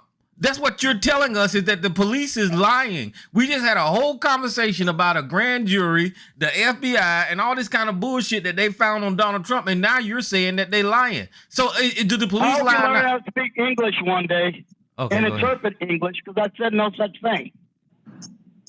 You didn't say they lying on Donald Trump. What I said was the circumstances do not support the charges against Donald Trump, no matter who levied them. Okay, go ahead, Elisa. Okay. You always learn how to speak English. Okay. Hey, damn, you said it. God damn. Well, that's neither here nor there. Now, let's just say a Black Lives rally, the George Floyd rally. And a police officer was attacked, fighting, sprayed, hit, not hit, whatever went on. And a few hours later, he died. And the medical examiner in wherever the hell that is, if they said he died of natural causes. Now, come on, Sarge. I know how you feel about how you felt. Well, I don't know. I can only go by what you I can only go by what you said, your time on the police department. And it really said it's very important to you, and it's always been very important to you. And you've always stood with your brother. My brother was police officer. So I can't, so you're going to tell me that that you would not stick by that would not have happened to him. Let me take it back to the police officer at the Black Eyes rally, that he would be alive and kicking had that not happened to him. Not hit, sprayed, fought, kicked, whatever went on with him. That would not have happened to that man. And I felt, myself, I felt bad for his family. And to try to be dismissive of what happened to this man, but Donald Trump, who wouldn't allow that man to grace his dinner table in any other circumstance. This is just awful. Well, Elisa, you bring up a good point, because they already say that the Black Lives Matter rally killed a certain number of police officers, and they didn't. But they're saying it, that because the Black Lives Matter rallies and police officers died, they already blaming it on the event, and Sarge is trying to get away from that same thing when it's reversed. So again. You people are maddening short on specifics every time you level blanket accusations. You take everything, you lump up in one thing, and you completely ignore the individual circumstances of the case. I have never told you I am always on the side of the police. I have said I am on the side of the law, the facts, and the circumstances, and the Constitution. Whomever that lies with, whether it's with the defendant or whether it's the police. I was not on the side of the police with regard to Jason Van Dyke, with regard to the what's his name case, forget his name right now in Chicago. I wasn't on the side of the police officer with regard to Walt Scott in Carolina. I was not on the side of other cases involving police misconduct. I was on the side of Officer Darren Wilson. I was on the side of George Zimmerman. I was on the side of many officers you accused falsely of misconduct, malfeasance, and illegal action. Everything with me depends on what the individual circumstances are and the law. Every single time. You are the ones who regularly apply blanket prohibitions or blanket exceptions to every case, regardless of what the individual circumstances are. I never do that. You do it. You did it with fucking Ahmaud Arbery. Shut the hell up. You did it with Ahmaud Arbery. Whenever they came, shut the fuck up. Shut up. You did it with Ahmaud Arbery when you said that they could make a goddamn citizen's arrest, and we seen on video them people lynch that goddamn boy and shoot him in the goddamn chest. We seen the video, and then you seen the district attorney try to manipulate the whole goddamn situation, lie for the McMichaels. Then you came on here talking about some goddamn construction boots, and he threw a hammer down in the road. So you're lying right now, because you did it with fucking Ahmaud Arbery. One more time, Tyrone. Once again, we're talking about an individual case, and we were arguing about the individual specifics of an individual case. Again, you can't speak English. I wish to God you learn how to speak English. Okay, so I'll give you another one, bitch. Case, we were talking about the individual circumstances of that particular case. We did not agree. You did it with they murdered Breonna Taylor too, nigga. Another individual case. We talked about the individual facts of the case. It's fool here. Why you can't speak English? Why are you yelling, dog? Because you're a blockhead.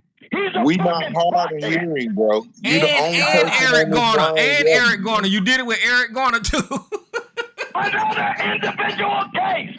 You the only person yelling, bro. Individual circumstances. Oh, Jesus Christ. Again, you can't speak English. Motherfucker, you can't talk.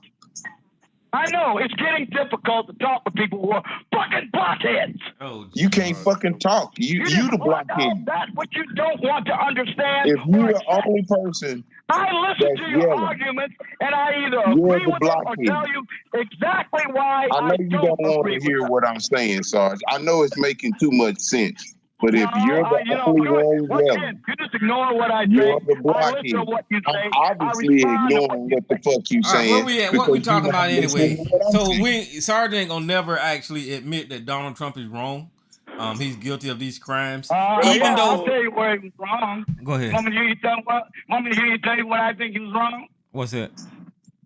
He was wrong when he made certain critical key appointments, like his attorney general. He really fucked up Jeff Sessions and William Barr. No. Okay, so number so two. check this out. You're saying that now because Bill Barr disagrees with Trump, but when he Wait, elected I got him, more. shut That's the not fuck the up. only Well, thing. let me just Don't talk get about hung that. up on it. Sarge, Hey, listen. hey, you gotta let Sarge, him talk. shut up. Sarge. Whenever he nominated Bill Barr, that was the happiest time in your fucking life. Whenever Yes, Bill sir. Barr, Clean up whenever shop. Bill Barr Obama's misinterpreted the going to Mueller prison. investigation, you was happier than a queer in Hillary a was room going full to of prison. rubber things. But you were just You said happy. Hillary was going. Now you don't like Bill Barr because he's disagreeing with Trump, Sarge. So you go both ways. The reason why Bill Barr, up to that time, enjoyed a stellar reputation as an attorney general. His knowledge of the Constitution and federal law was impeccable. I thought he was a good choice. His performance subsequent to his appointment was somewhat disappointing, to say the least. Whenever he started disagreeing with Trump, that's what the fuck Exactly. When he did, No, when his he, conduct as attorney general. hey, Tyrone, I'm gonna tell you Not when disagreeing with Sarge. Trump. I'm gonna tell you when I remember Sarge jumping off the Bill Barr train, and it was when Bill Barr didn't. He said the election was not. It was a perfect election. Yeah. You're Nothing absolutely happened. right. That's when Sarge jumped off And you're ignoring what he said before That's the when the election, tide changed. that That's when the universal tide mail-in changed. balloting. Bill Barr, That's when the before tide the turned in the election, ocean. said that universal mail-in balloting Sarge provided tide turned. innumerable opportunities for fraud. Sarge was on You're that boat. ignoring that he said that too. He said, Hold "You're not on, the one Trump second. boat." Since you brought that up, right, Sarge, there has never been a problem in this country with mail-in balloting. But shut the fuck up. Shut the fuck up. Jesus. There has never been a problem in this country with mail-in balloting, right? Until Trump era, right?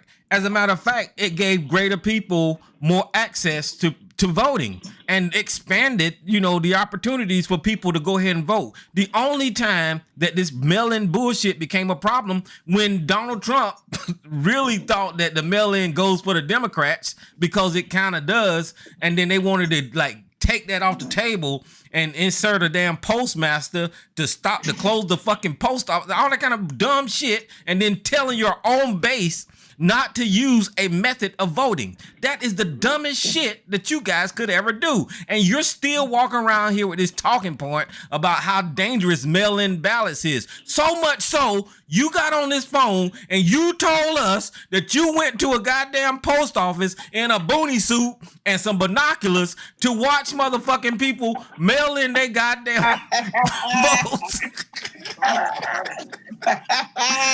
You told us that you went and watched fucking people mailing their fucking ballots, Sarge.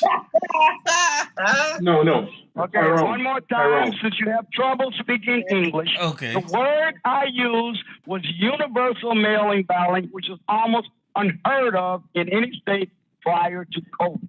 Oh, That's why I used the word universal again, something that was almost unheard of in any state prior to COVID, which provided the vehicle to enable them to institute it. You don't speak English very well, and you don't hear the words I say. Sarge, there was a pandemic going on, you fucking moron. There was a pandemic. William Barr said such universal adoptions would lead to the probability of widespread ballot fraud, and he was right in that respect. No, he was not. No, he wasn't. No, he was not. I'm going to play it when he says it. Okay, he probably said it, but he was wrong, Sarge. Play what he said yesterday. Play what he said yesterday. I don't give a fuck. Play what he said yesterday. I don't give a fuck. No, play what he said. No, yesterday. listen to what I'm saying, though. He probably said it. Listen to what I'm saying. He probably said it, but he was wrong about that. That's what I'm saying. He did say it. Okay, he said it, but he was wrong. Let me see who this. No, there ain't nobody push one. He said it, but he was wrong about Tyrone. it. He was wrong. But Go he ahead, was Joe. right about what he said yesterday. He was right about While we're going down Sarge's greatest hits, let me recall a couple of glowing moments in his history. Sidney Powell's Kraken, the truck driver driving around ballots from state to state, which has been refuted, by the way, numerous times. He said he stands with Sidney Powell on releasing the Kraken. Let's see. Remember, he said he had the packet data showing that the votes were switched. Remember, the 2,000 mules, the geo data. Yeah, 2,000 mules. I mean, the list goes on and on with the craziness that Sarge believes in. So no, we can't have a substantive conversation with somebody that believes in craziness. And ghosts. What happened to the packet data, Sarge? Where's the You know, machine? the easiest thing for you to do in the world, Joe, is what you do regularly. You lie about the things I say, or you distort them, and you just did. You lied again, and really? motherfucker, there's no tape. You can just say any fucking thing, and your sycophantic buddies here will agree with you every goddamn time. You're full of shit. You're a liar. I didn't say No. You did say something about geodata, Sarge. You said they got the geodata location. I know what I said about Sidney Powell. I know what I said about Sidney Powell. And what I got is information from the fraudulent election that you never respond to, ever. Okay. Well, what did Sidney Powell say about herself, Sarge? Yeah. Sidney Powell came up with that cracker shit, and when she didn't provide, after she said she was going to provide irrefutable proof of it, she never did. No, listen to this. She did. Listen, under oath, Sidney Powell said no reasonable person would believe what the fuck she was saying. Do you remember that? Nigga, what did I just say in effect agreeing with that? Oh, Jesus. You don't listen. You can't speak English. That's your fucking problem. I just said, Sidney Powell said she was going to provide irrefutable evidence of her allegations, and she never did. But you don't listen. Okay, right. But whenever you say irrefutable evidence of her, whatever she said, right? She also said that whenever she was sworn in and they had her ass, under oath, she said whatever the fuck she was saying about Hugo Chavez, the fucking voter machine, she said no reasonable person would believe what the fuck she said. How often have you heard me refer to that? All the time, nigga. You heard me refer to that. You the one. I got Hugo Chavez from you, nigga. Let me tell you what you give lip service to and skip over. I wish I would fucking mark those times you say you, this shit. You talk about shit like that, which I almost never talked about other than when it was first brought up. I did talk about it when she first brought it up. Yes, you But when did. she failed to back it up, I stopped talking about it. Now, here's what you give scant attention to whenever I bring it up. The findings of the Wisconsin Supreme Court, the findings of the Pennsylvania Supreme Court, the findings in Georgia, where the Georgia violated the Article 2 of the Constitution, the voting signature verification irregularities in Arizona and in Wisconsin and in Philadelphia, the barring of observers, neutral observers from the electoral polls, all those things. You never respond to them. I got about 118 more. I can bring it up, and you try to stop me every time I try to bring them up. You say they don't exist or they've been debunked when they were never allowed to be brought into court for an adversarial challenge. Bullshit on that. So fuck y'all. You don't want to know what the truth is. Or the facts are. Sarge, they try to bring every to time. the board. How many times they got rejected, Sarge? Man, That's what I mean. So that means it wasn't so. How many times were all the civil rights allegations rejected by the Supreme Court? All right, so let me do this right here. I want y'all to hold on for 1 second. Hold on. How many times have we took you? Hold on for 1 second. Hold on for 1 second. Listen, I want y'all to look at the screen, right? Because I'm tired of Sarge saying this shit. I want y'all to look at the screen. In this indictment, that conspiracy Sarge just made up about Wisconsin is right here in this goddamn indictment. So on November the 29th, 2020, a recount in Wisconsin that the defendant's campaign had petitioned and paid for did not change the election result. In fact, it increased the defendant's margin of defeat. On 14 December, Wisconsin Supreme Court rejected the election challenge by the campaign. One justice wrote, "Nothing in this case casts any legitimate doubt that the people of Wisconsin lawfully chose the vice president and the vice president, Senator Harris, President Biden and Vice President Biden and Senator Harris to be the next leaders of our country." So what I'm trying to tell you, Sarge, is if you read the goddamn indictment, those conspiracies are put to fucking sleep that you have about this election fraud. And it goes state by motherfucking state. All you got to do is start at paragraph hold on, paragraph 10B, and it tells you right here, it names all the states. The defendant and co-conspirators organized fraudulent slate of electors in 7 targeted states: Arizona, Georgia, Michigan, Nevada, New Mexico, Pennsylvania, and Wisconsin, attempting to mimic the procedures of a legitimate electors were supposed to follow the constitutional and other federal and state laws. So what I'm trying to tell you is you need to stop with these goddamn conspiracies. This guy is getting charged criminally for the same shit that you spewing on this phone right now. Do you understand that? Now, let me respond to your lying ass. Okay. Nigga, what that court found was in December of what? What was the date on that Wisconsin ruling you just said?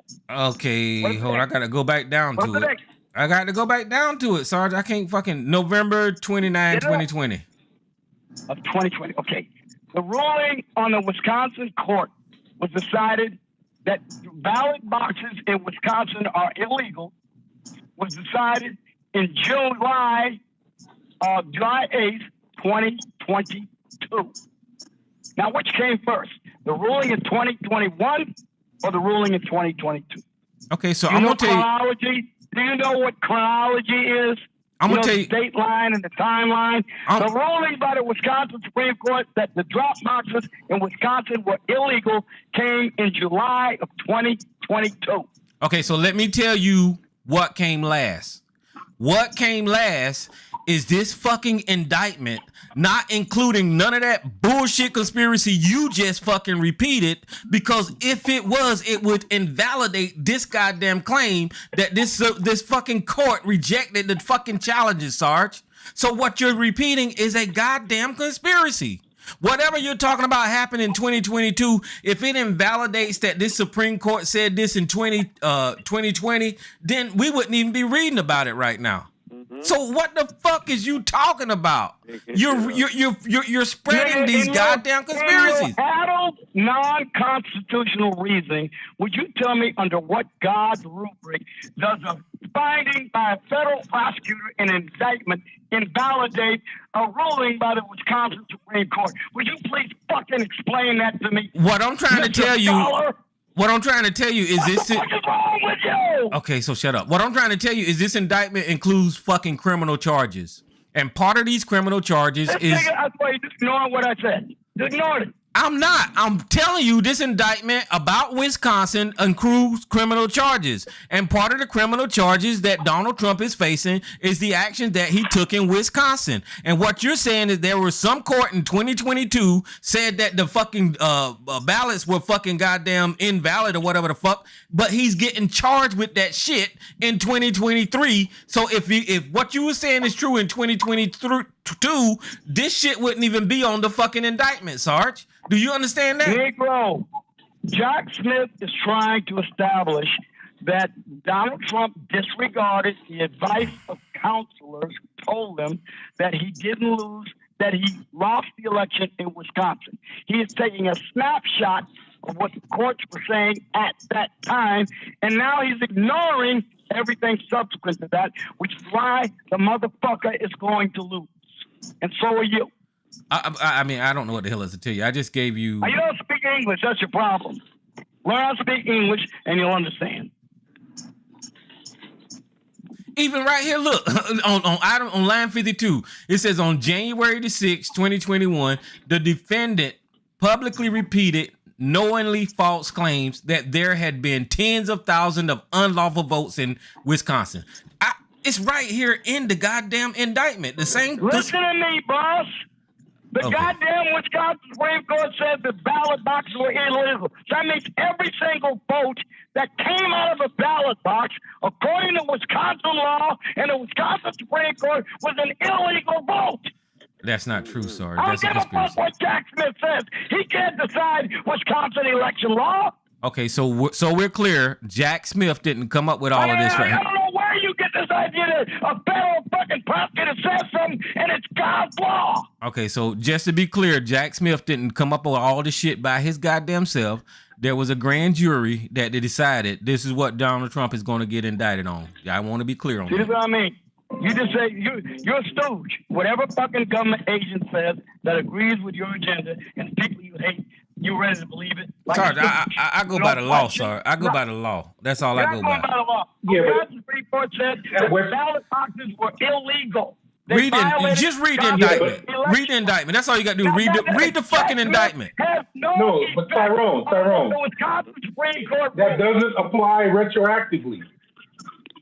What the fuck are you talking about? Hannity look like he's. It applies to upcoming elections, not retroactively. Mr. Lawyer, where'd you pull that legal gem from? Hannity looking more. Because that's how it is, bro. Same thing with. Same thing with gerrymandering. Good for you. Now, same thing with gerrymandering. Gerrymandering only affects upcoming elections, not previous. Legal degree and your mail order legal degree. Really? Yeah. Again, the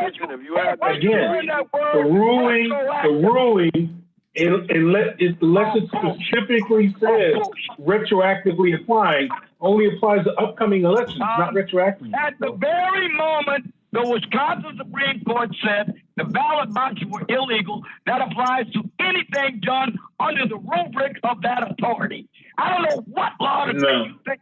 Anything. It applies to anything upcoming. You can't apply it. You cannot apply it retroactively. You're making it up. No. You're making it up. Sarge, if it applied retroactively, they would have done it. Again, Sarge, if they'd applied retroactively, they would have done it. Okay, we don't agree. Then why haven't they done it? Okay, we don't agree. Let's just leave it there. You're not going to believe me. Why haven't they applied it retroactively? I damn sure don't believe you. You don't believe me. Why haven't they applied it retroactively? It only applies to upcoming elections. It's a court challenge that the courts have heard yet. Mm-hmm. And what does that tell you? Now will you stop that it doesn't apply retroactively. I'm not making up law. It is what it is, Sarge. You're making it up. It applies for only upcoming elections. Okay. Not past ones, bro. I'm not arguing this anymore with you. You're wrong. We don't agree. Right. Let's move on. No. Hold on. We ain't finna move on because Joe is absolutely correct. I just Googled the fucking decision that you talking about this judge with a 4-3 ruling said that the drop boxes were illegal. That wasn't going on when the fucking goddamn thing was going on, Sarge. So you can't say in hindsight that you know because they made a decision yesterday that it applied fucking 4 weeks ago. You sound stupid than a bitch. What the hell is wrong with you? I'll tell you what, sir. When Donald Trump's lawyers raise that as an issue in the court, we shall see. Okay? Well, we already know. We looking at the indictment. No. All right. Well, since you're so confident, then let's see what ensues. Because listen, what you got to do. Listen, shut up. Don't interrupt. I'm not accepting. Shut up. Listen, what that means is the people that use the drop box. This is what Sarge is saying. The people that use the drop boxes during that election, he want to discount that American's vote. So he wants to throw out whoever used that process to vote so Donald Trump can win. That's bullshit. Everybody in this goddamn country got a right to vote and use the method provided to them to vote. And at that time, they used drop boxes. You can't now say because a judge made a decision in 2022 that in 2020 the drop boxes were illegal and that makes Trump a winner. Then you sound dumb as fuck. Who the fuck am I talking to? I didn't say they were illegal. The Wisconsin Supreme Court said they were illegal. Sarge has no authority over the Wisconsin election law. I didn't say they were illegal. Yeah. They used the same authority in 2020 that they used in 2022. It was the same law. That law was invalidated. Okay, so let's do it like this right here. Defense can raise it. Let's do it like this right here. The decision was made in 2022, right? Were the drop boxes legal in 2021? Not if that same system was illegal in 2022. They were not legal in 2018. Okay, I'm going to give you one more goddamn chance, Mr. Police Officer. Wait a minute. I'm going to give you one more motherfucking chance, Mr. Police Officer. If they outlawed it in 2022, was it legal in 2021? Listen to my answer, because you have trouble with English. Okay. One more time. If they were voting in 2020 under the exact same election law that they were in 2022, all of those ballots and those ballot boxes were illegally constituted. So yes, Okay, it is. you're a fucking idiot. Listen, guys, the way it works is whenever a law or decision get made in the court, that is the time it is implemented. You don't, just like Roe versus Wade, whenever they made abortion legal in this country, it was illegal before. Now that they outlawed abortion in this country, it was legal up until they outlawed it. What Sarge is saying is that they outlawed drop boxes in 2022. So before 2022, before that decision, it was illegal with no law to back it up. That's bullshit, Sarge. You sound stupid as fuck. All right, one more time, Mr. No English speaking motherfucker. Let me explain to you. Donald Trump was relying upon the information that he received in 2020, that the mechanisms used to accept universal mail-in balloting in Wisconsin were illegal, unlawful, and unconstitutional. That was part of his decision-making when he sought to challenge the election. It couldn't have been because there was no law. The reason I am introducing it now is because this information was part of what he relied on to challenge the 2020 election. It was not illegal in 2020. It was illegal after that court made its decision. Do you understand that? Again, we are going to speak to Donald Trump's state of mind at the time he objected to the election. Okay, nigga, listen, shut up. You got a speed limit sign in front of your house, and it says 55, right? That's the law. 55. If you going out there doing 55 in front of your goddamn house today, that is the law. Now, if they go out there and you did 55 yesterday, you did 55 last week, and you were driving 55 the entire time that road was in front of your house, if they go out there and change that goddamn sign to 35, that's when you can fucking go to jail for doing 55. At that fucking time, they changed that goddamn law. Do you understand that? Negro, the Wisconsin state constitution specifies the manner for adopting mail-in balloting laws. It predated the mail-in balloting statute that was done in 2020. So the state of Wisconsin violated its own constitution when they adopted the law. It was invalid in 2020. Okay, you're done. You're done. I didn't think I thought you knew better. State constitution. So he's going with the fake ballot thing. I know that he said, and it was because he was watching, and I know Sarge did his duty or whatever supposedly. But this is what, and you said Sarge yourself. That you said, you didn't have to watch it because everything was okay. No, it's not what I said. Well, what did you say then? Repeat what you said. I did not observe any suspicious activity at the one balloting place that I was observing. That's what I said. And how you know that? Because I didn't see it. What did I just say? You didn't see what they were putting in I was observing, looking for people dropping in multiple batches of ballots. I didn't see anyone. So nobody doing did it. Multiple batches. Yeah, like the Mills did. In 2022, I didn't see any of that. Hold on, can I say something? Yeah, go ahead. I thought Tyrone was kidding. You was really out there. He was out there. Play it one more time. Tyrone was full of shit. You shouldn't listen to a goddamn thing he said. You was out there in a boonie suit. Nigga, let me play for myself. You don't need to speak for me. Motherfucker, shut the fuck up and I'll tell you why I was there. Okay. Because a bunch of us determined not to allow what happened in 2020.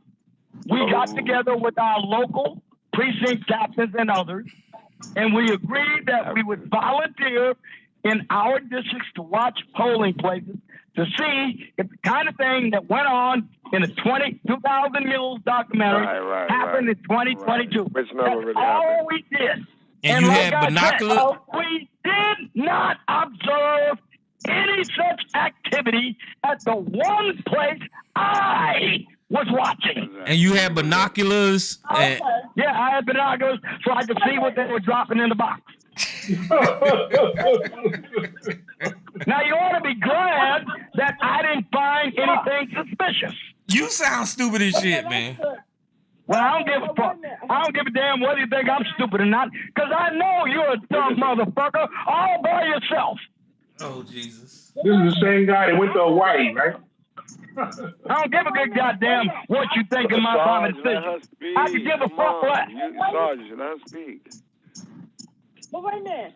No, I heard. Now all of a sudden, volunteer work is bad. You volunteer to help maintain election integrity, and that's stupid. Come on, Sarge. No, shit. Stupid. No, I heard. They did. Sarge. They did. No, you're like a child.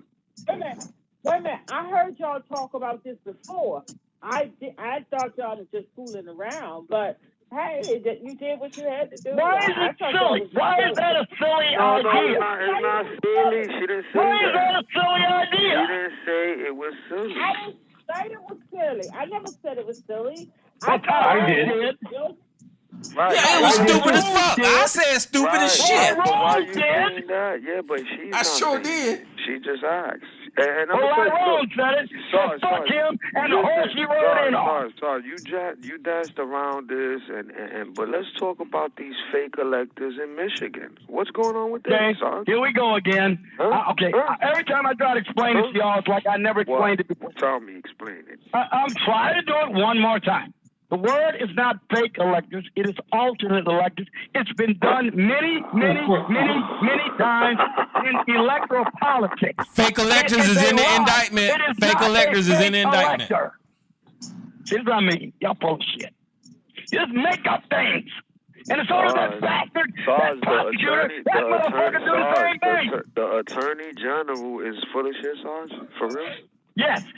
Jack Smith is full of shit. No. So what about the lady from Michigan, the two ladies from Michigan that have a position and they saying there's 16 electors that they have to go. One more went time. to Washington, D.C. Hold on. They had to go to Washington, D.C. to be interviewed by the fucking DOJ. This is serious shit. Okay, one more time. I don't know what they individually, if they forge signatures or forge state seals, then they are guilty of putting a forgery and a counterfeit, and they would be guilty of a crime. If they did that, then they are. But submitting an alternate slate of electors is not illegal. It's been done many times. Sarge, don't play with words. Yeah, you saying that? I'm going to tell you why. I got the charges right here. Yeah, please I got the charges right here. Bring the charges and who brought them, please, because that was the Michigan Attorney General. That's who brought him. Conspiracy to commit a forgery. Well, there you go. Well, let me finish. Shut up, man. There's a list. Damn. I'm gonna start all over. Conspiracy to commit a forgery. Conspiracy to commit uttering and publishing is another charge. Conspiracy to commit election law forgery. So that's 6 charges. And I was trying to get to the background of it all. Y'all can go ahead and argue. Okay, now see, I did not just say a minute ago, if you submit forgeries, forged signatures, or forged official state seals, you are guilty of a crime. So if they did that, then they did submit a list of fake electors. But submitting an alternate slate of electors is not illegal. I got a question for you, Mr. I Know Everything. I know that. If you sign your name on a forged piece of paper, isn't that called forgery? Wait a minute. If I sign my name to a counterfeit document, and know the document is counterfeit? A fake document. Do I know that the document is counterfeit? It doesn't matter. Okay. That goes to the heart of the crime. I'm just asking. If you it's forgery. It's forgery. Listen. I know it's forgery, Tyrone. I know it is. Listen, but this is what I want. Hold on, Sarge. This is what I want to share with you. Hold on. All y'all got to do is look at the screen. Paragraph 53 in the fucking indictment. So look at the screen, Sarge. It says it right fucking here. The title of it is the defendants use dishonest fraud, deceit to organize fraudulent slate of electors and cause them to transmit false certificates to Congress. As the defendant attempted to obstruct the electoral vote through deceit of state of officials met with repeated failure. Beginning in early December 2020, he and co-conspirators developed a new plan to marshal individuals who have served as the defendants' electors. He had won the popular vote in 7 targeted states: Arizona, Georgia, Michigan, Nevada, New Mexico, Pennsylvania, and Wisconsin, and caused those individuals to make and send to the vice president and Congress false certifications that they were legitimate electors. Under the plan, the submission of these fraudulent slate of would create a fake controversy at the certification proceeding and position the vice president presiding over on January the 6th as the president of the Senate to supplant legitimate electors with the defendant's fake electors and certify the defendant as the president. So now, there you go. It's in the wording of the goddamn indictment. So it is a fake elector, Sarge, is what he getting charged with. So stop trying to say people say alternate. It ain't no fucking alternate. That's what he's claiming. It doesn't mean that it is. But that's what the fuck. That's the whole plan right now. Let me explain to you why. Oh God. Damn you, hard-headed motherfucker in the goddamn known universe. Okay. I'm just telling you, everything is in the indictment. All you got to do is read the goddamn indictment. I read it. That is what Jackson is alleging. That is what he is claiming. Now, if, as I just said moments ago, if they have board signatures and they submitted documents with official state seals as being so, then I would agree with you. But if all Donald Trump wanted to do was for Mike Pence to reject, accepting, and transmitting to the House of Representatives those electors and submit it back to the states for the states to reconsider, then that would not be a crime. It matters whether or not Jack Smith can establish the former as opposed to the latter. Dumb bitch. Listen, under the plan, the submission of these fraudulent slates would create a fake controversy at the certification proceedings, and the vice president presiding on January the 6th as the president of the Senate would supplant legitimate electors with the defendant's fake electors and certify the defendant as president. Now, what I'm trying to tell you, Sarge, is what you just said is bullshit, because we got the fucking plan in the goddamn indictment right here. So you can't say, well, if all Donald Trump wanted to do was, it's telling you what his intention was right here in this goddamn indictment, fool. God damn it, I swear to God, every time some fucking government agent say something, you accept it as gospel. You're in a cult, your man. pushback. Talk about the facts, nigga. Talk about the facts. Whatever the government says, it's true. Good Lord. So let him establish that to be true. We'll see what comes out at trial. Well, Tyrone, can I say something? Whatever the government says, you believe it. Okay, go ahead, Lisa.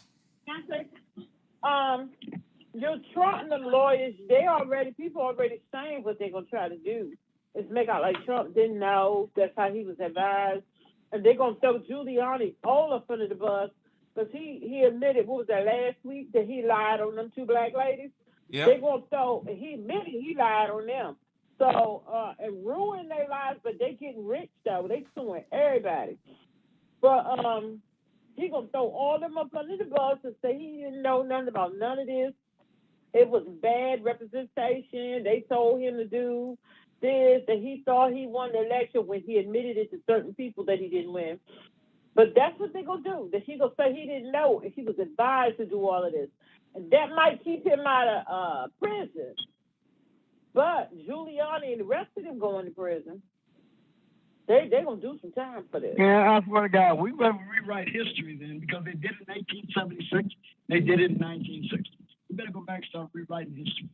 Because Jack Smith's going to have a lot of historical rewriting to do. But that's what these fucking communists do.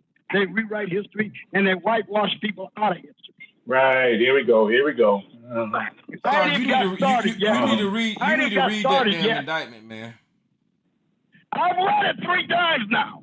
You ain't told me nothing I ain't read. I'm supposed to just believe it because he said it. No, you read it because there's actually evidence in there. Hold on for a second. Listen, one-sided presentation, and I'm just supposed to lay down and agree. Listen, up under that paragraph I was just reading.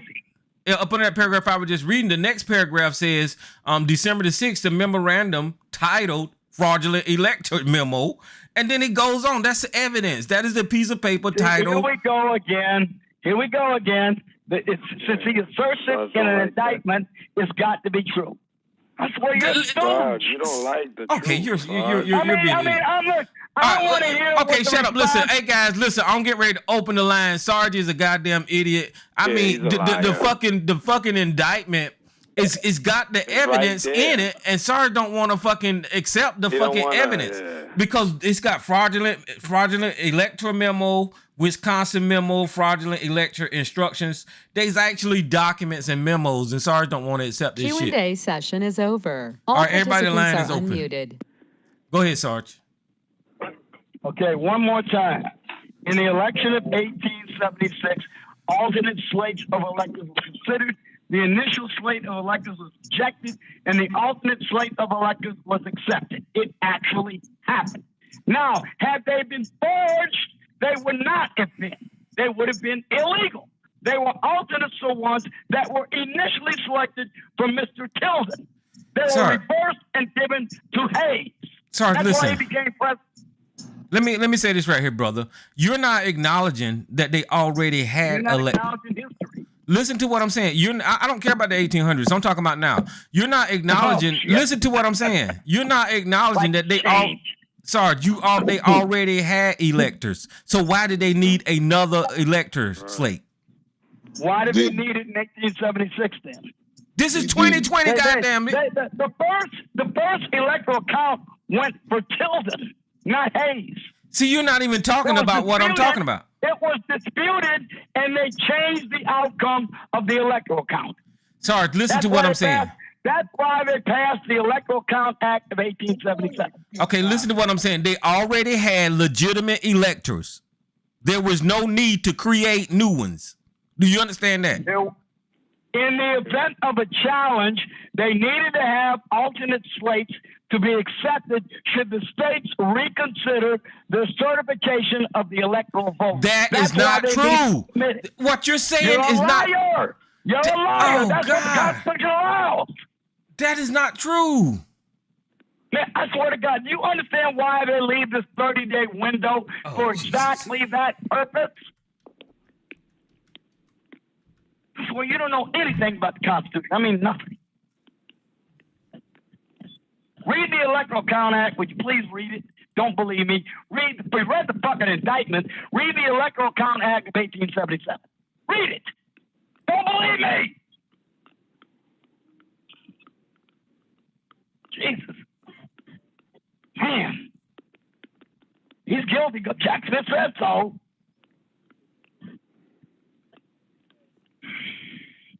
He's going to get reversed again, just like he did the two. Who the fuck gets reversed 9-0 by the Supreme Court? 9-0. They never agree on anything like that. Hardly. Twice he got reversed 9-0. Damn, Tyrone. Co-conspirator 1. An attorney who was willing to spread knowing false claims and pursue strategies that the defendant's 2020 re-election campaign attorneys would not. I mean, sorry, damn. I mean, yeah, all these experts, experts who are always right, like Dr. Fucky. They're always right. You don't ever question an expert. Or they can say everything right all the time. Hold on, calm down, man. Calm down. I ain't doing anything. You can't argue with them high priestesses, Trust me, I'm not finessing you tonight, man. Just let me say what I gotta say, brother. The crazy thing about your ranting and raving and defending is that everybody that this Jack Smith got information from, all Republicans that work for Donald Trump. You know what I'm saying? They all hold on, brother. Commentary is not necessary. Everybody that gave this man evidence worked directly with Trump. I mean, right on down to Mike Pence got called to the grand jury, and they got his contemporaneous notes. They got his notes that he kept during the presidency. So, like, when you look at the mountain of evidence that he's got, I mean, you would almost have to have cognitive dissonance to not know that he's guilty of all this shit, and he's going to get him on this shit. All right. You know what I'm saying? The fact that he's vice president doesn't mean. Hold on, man. Hold on, Sarge. Hold on, Sarge. Let's listen to Lisa. All the experts are saying that he's holding back evidence too. Oh yeah, it's a lot. He ain't got to put it all in the indictment, right? He ain't got to. All right. Once Okay. again, Well, let me just say this. Hold on. Let me finish this. This guy's the vice president. We didn't even get to knows Mike anything about the Pence, Constitution. I mean, that fucking Joe Biden said the Constitution wouldn't allow you to buy a cannon when they wrote the Second Amendment, which is a goddamn lie. You don't know anything about that, does you? Just go be the president don't mean you know what the fuck Constitution says. One thing that you got to say today, we didn't even get, we talk now, we jump to this, but I'm going to tell you, we got more to go. Because Mike Pence today went in on your president on his former boss. Sure did. Okay, Sarge? Mike Pence. Okay. Look, I'm going to look at the substance of what he said. Mike Pence. Okay, Mike listen. Mike was not tense today. He went chinky out on your ass. I don't care who it is. Okay, listen, damn it. I want to say this right here because Sarge is an idiot. Listen, this alternate slate of electors don't even come into account. Because before the election, here it is right here on the goddamn page or whatever the fuck. Before the election, shut the fuck up. Shut the fuck up. Thank you. Now, before the election, the electors are chosen, right? And it says it's in 2 parts or whatever the fuck. So here's my point. Is while the election is going on, it is not there is no option in here for them to automatically come up with this magical slate of electors just in case.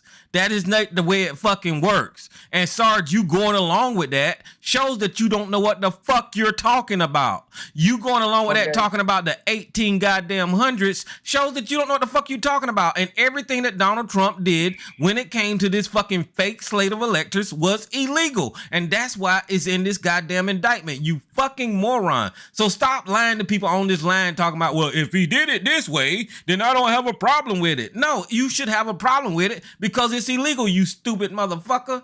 Now I'm done. All right, so tell me something, Mr. Smarty Pants. Who certifies the state election and sends it to Congress? Who's responsible for doing that? Come on, Secretary of State. Tell me. The first part is controlled by political parties in each state, and it varies from state to state. No, that's what it says. Political parties don't. That's a lie. You're wrong. Who certifies the election in a state to send it to Congress? Political parties can't do it. They pick their own people every fucking time, you goddamn fool. I thought you was asking about the electors. Sometimes it's the Attorney General. Sometimes it's the Secretary of State. Sometimes it's the Secretary of State. Sometimes it's the governor. Depends on the state. But no matter who does it, it's a state official. Okay, but what I'm trying to tell you, let me finish. Go ahead. Historically, states have changed the certification of the election before they send it to Congress. Okay, so no, they have not. Listen, shut up. What I'm trying to tell you is, according to this thing right here, is it said the U.S. the Constitution contains very few provisions on relating to the qualification of electors. Article 2, Section 1, Clause 2 provides that no senator or representative or person holding the office or trust or profits under the United States shall be appointed as an elector. As a historical matter, the 14th Amendment provides that the state officials who have engaged in insurrection or rebellion against the United States or giving aid and comfort to its enemies are disqualified from serving as electors. This prohibition relates to the Civil War era.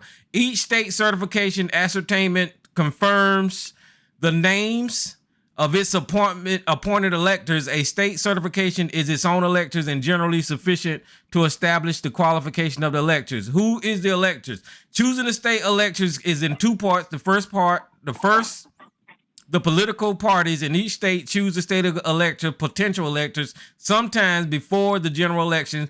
Second, during the general election, the voters in each state select their state electors by casting their ballots. Now, here's my thing, is that the election was fucking over and Donald Trump had inserted these goddamn people.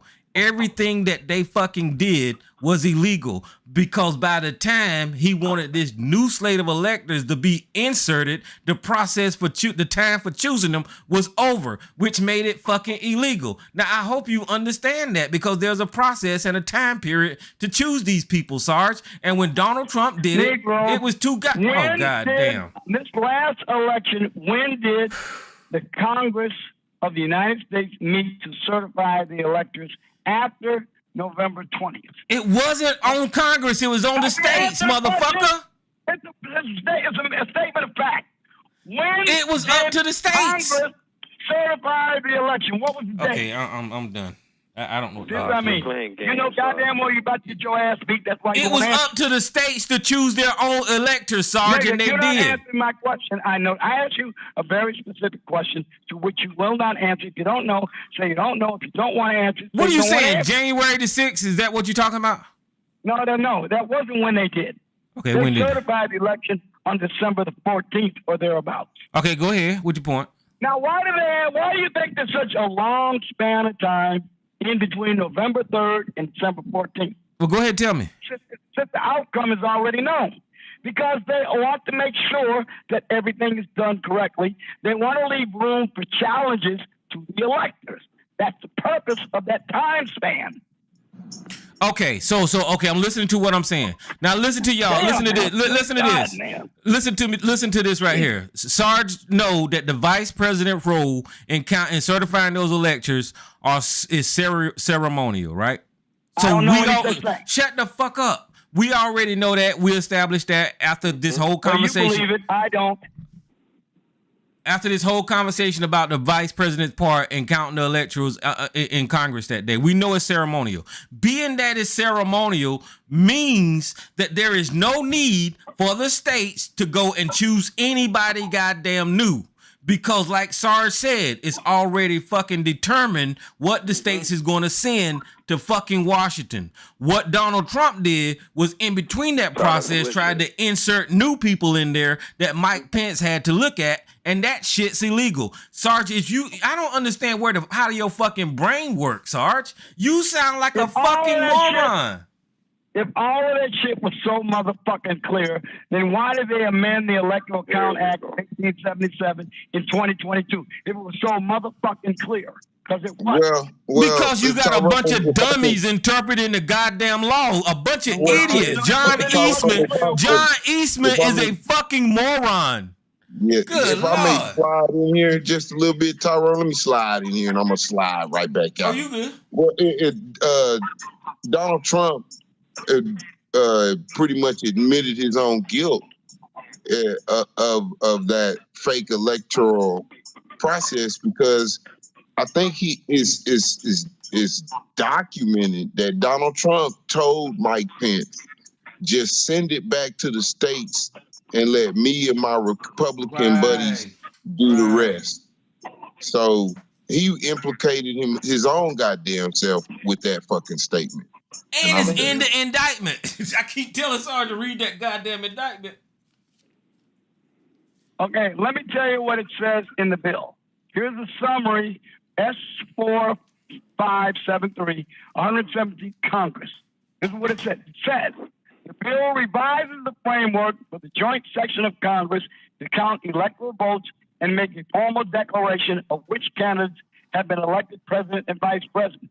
Among other changes, the bill specifies that the role of the vice president during the joint session shall be ministerial in nature, and raises the objection threshold in Congress to at least 1/5 of the duly chosen and sworn members of both the House of Representatives and the Senate.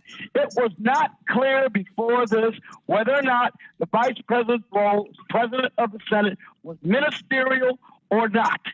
This thing is supposed to clarify that.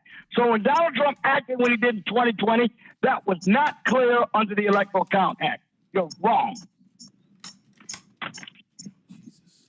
Okay, hold on. Let me just say this real quick, mama's boy. We done had election after election in this motherfucking country. We had a bunch of them, guys.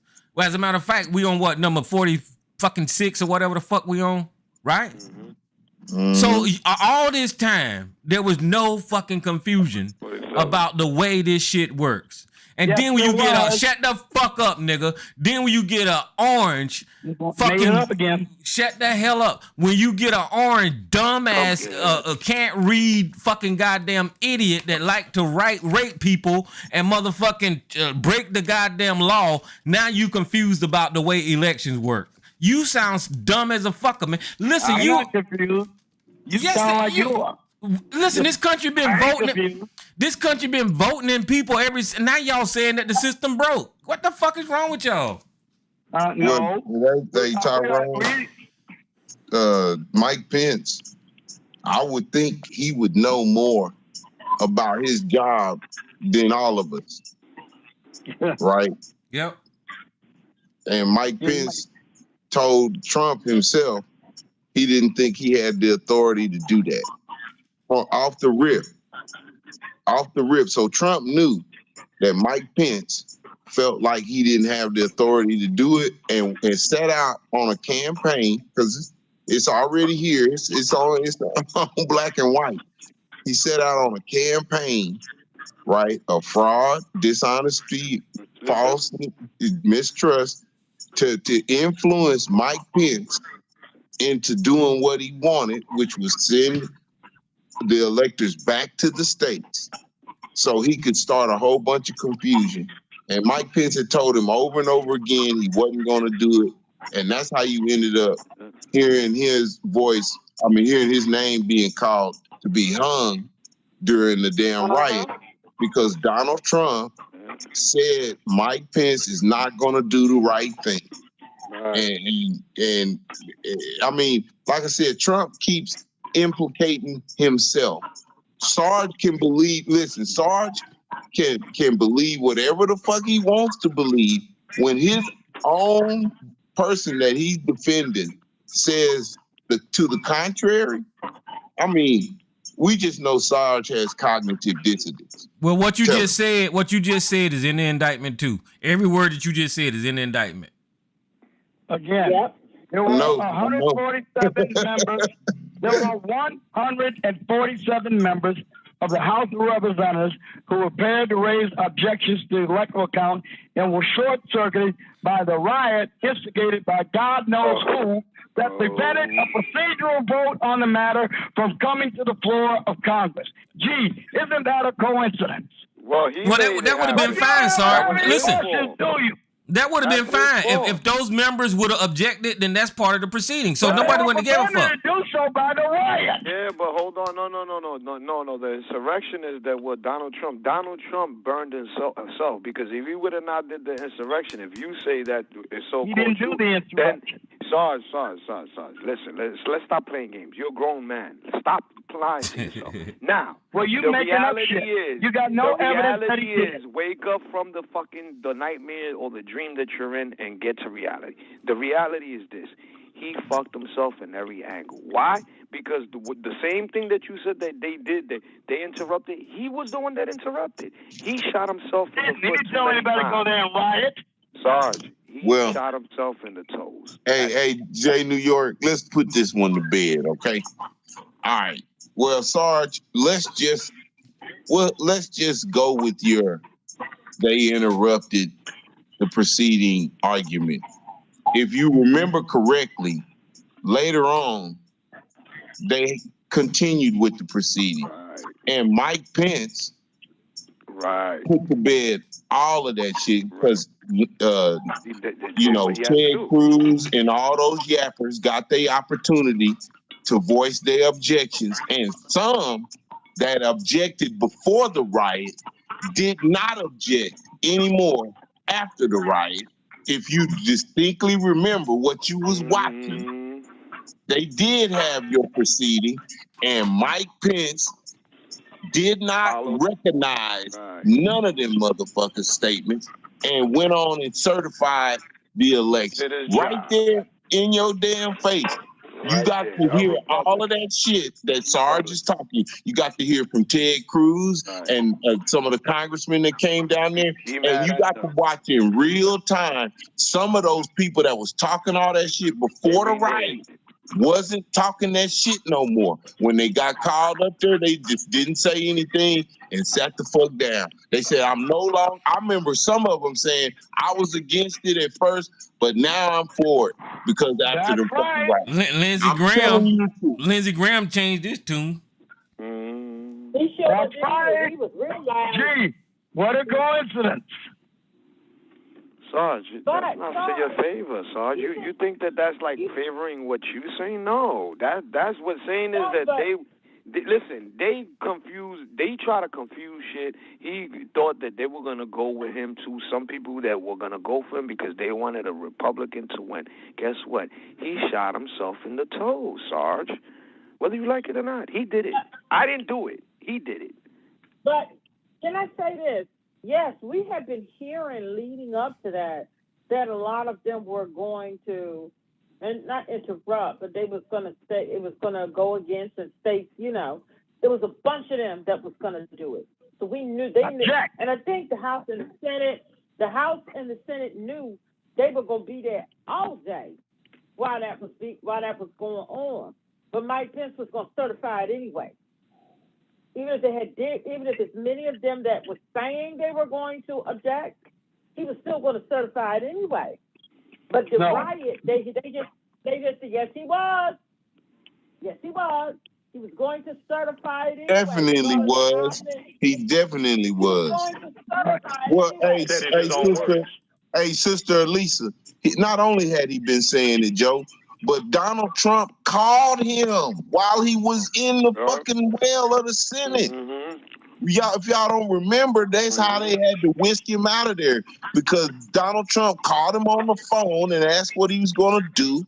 And he said, I told you before, I don't have the authority to do what you're asking me to do. And that's when he hung up and said, Mike Pence is not going to do what's right. And everybody started chanting, hang Mike Pence. And that's when, and that's when they pulled him out of the well of the Senate and turned his ass up out of there. And that's when everybody started coming into the Capitol, banging on the walls and the doors and shit. And if y'all remember correctly, they had to barricade the doors because they made it into the Congress. They made it, into the House of Representatives, but they tried to get into the Senate. Well of the Senate, and they had to barricade the doors, and the officers had their guns drawn.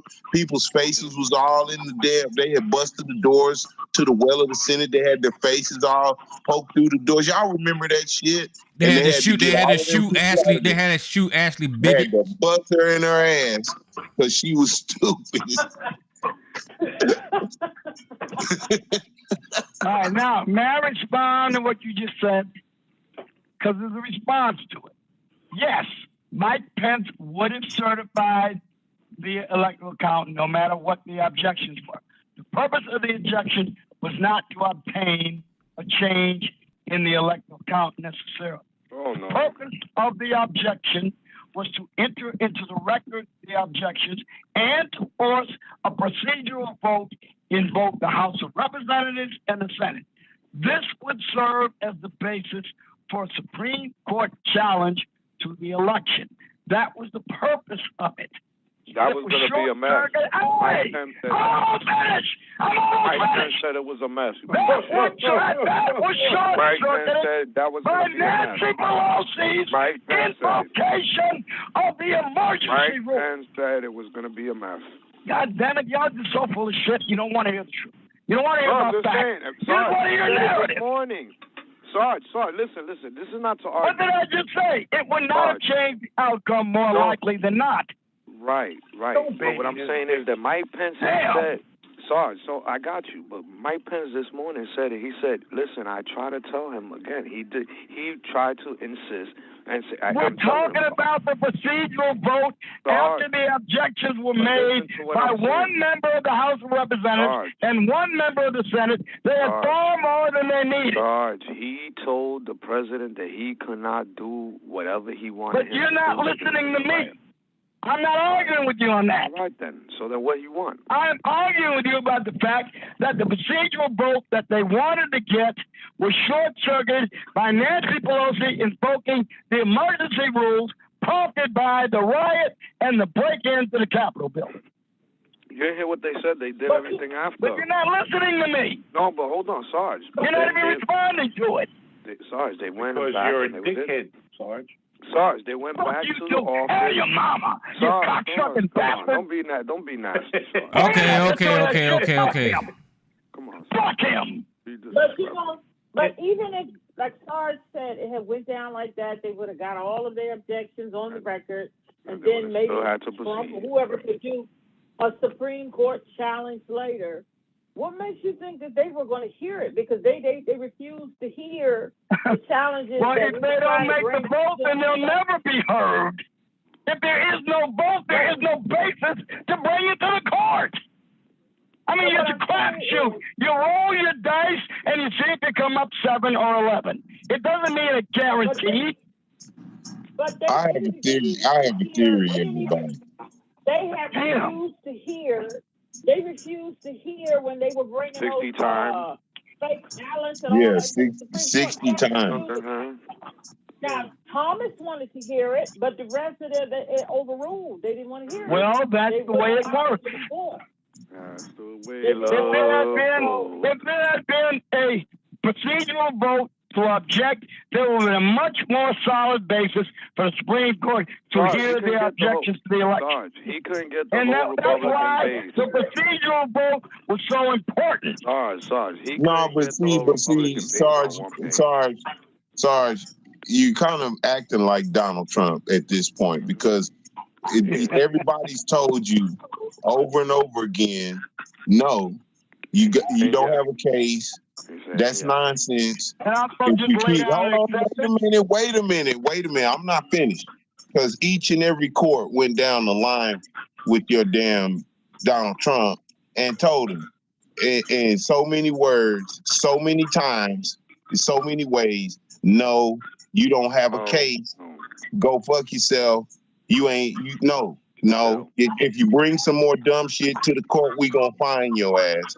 What you saying is dumb shit, and it's not even a legal argument. Get the fuck out of here. All of that shit was said to him them 60 times, and you still and just because you still believe you have a case after the fucking judges tell you don't, that doesn't mean you have a case. That doesn't mean anything that you saying has any. Wait. Okay. I'm not finished.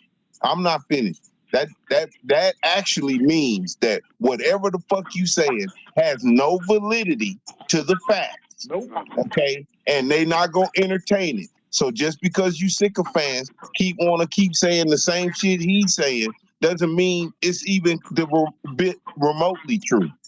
Because the court done told you it's not.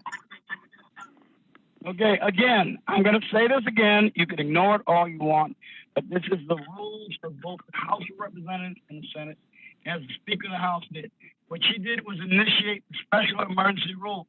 Those rules abandon and make it clear that the only purpose of the new session after they reconvened when they had to leave because of the emergency prompted by the riot was to expedite the certification and, as a result, under the rules, dismiss all prior regular session procedural rules. That's why when they made motions to table the votes, to consider debate, and pause the certifications of state voter electors, that's why it didn't happen later that evening when the House business reconvened. Now here, listen to this now, this is important. With the new session Pence, as the president of Congress, would have no ability to even consider pausing the electoral certification because there were no motions of disagreement on the matter. So technically, he's correct that he had no constitutional authority to address issues of fraud or doubts about the electoral irregularities. But you are completely dismissing the fact that Congress created rules in this emergency that never even allowed them to be floored for a vote. Yeah, but Pence wasn't going to do it anyway. He wasn't going to do it anyway, and we're not dismissing that. Nancy Pelosi was right to do what she did because people was trying to break in. Mm-hmm. Well, not to mention, there's no reason to bring no vote up. Okay, there's no reason to bring a vote up at all. You got to understand, for Mike Pence to even do some dumb shit like that, or for Nancy Pelosi to do, they're giving validity to a fake ass argument, and that's what Sarge and people of his ilk really want. That's the whole reason why they keep saying the same shit over and over and over like a bad parrot, because they want you to address some nonsense and give it validity. And all the court said was, this is some fucking nonsense. Don't bring this shit to my courtroom no fucking more. And they didn't. They moved on to another courtroom and they said the same thing. Said, God damn. Well, and what they did is they did it to a lot and thought they would find one sympathetic, and they didn't. And they was left holding the bag. Trump lost, take the L, and they still don't want to. So 2, 3, 4 years later, I guess they think Trump's going to be reinstituted in as president as soon as all of us believe the hogwash and start getting hypnotized by them constantly saying the same shit. Well, now they're trying to take away Donald Trump's liberty. Guess what? He's going to have subpoena power. He's going to get to bring us all under oath and bring people under subpoena under oath, and we shall bloody well see. He ain't going to win. Yeah. I'm kind of looking forward to saying the truth. He ain't going to win. Yeah, Mama. I'm looking forward to it. This guy is an uncircumcised dickhead, man. He got mad skin over there. And you're a freaking piece of shit, too. Yeah. So you're also syphilitic and gonorrhea written. Yeah, I call names too. You big fucking dumb bastard. Yeah, but you're an uncircumcised dickhead, man. And I mean, and you're always going to grasp for the straw. You're a piece of dick sucking shit too. Thank you. You sound childish. Well, all right, YouTube. This is what we're gonna do. If y'all want to listen to the show, y'all need to call in. Cause I ain't finna. I can't. I try, but y'all can go ahead and continue to talk. But YouTube, y'all can call into the show. So I was just doing Saturday.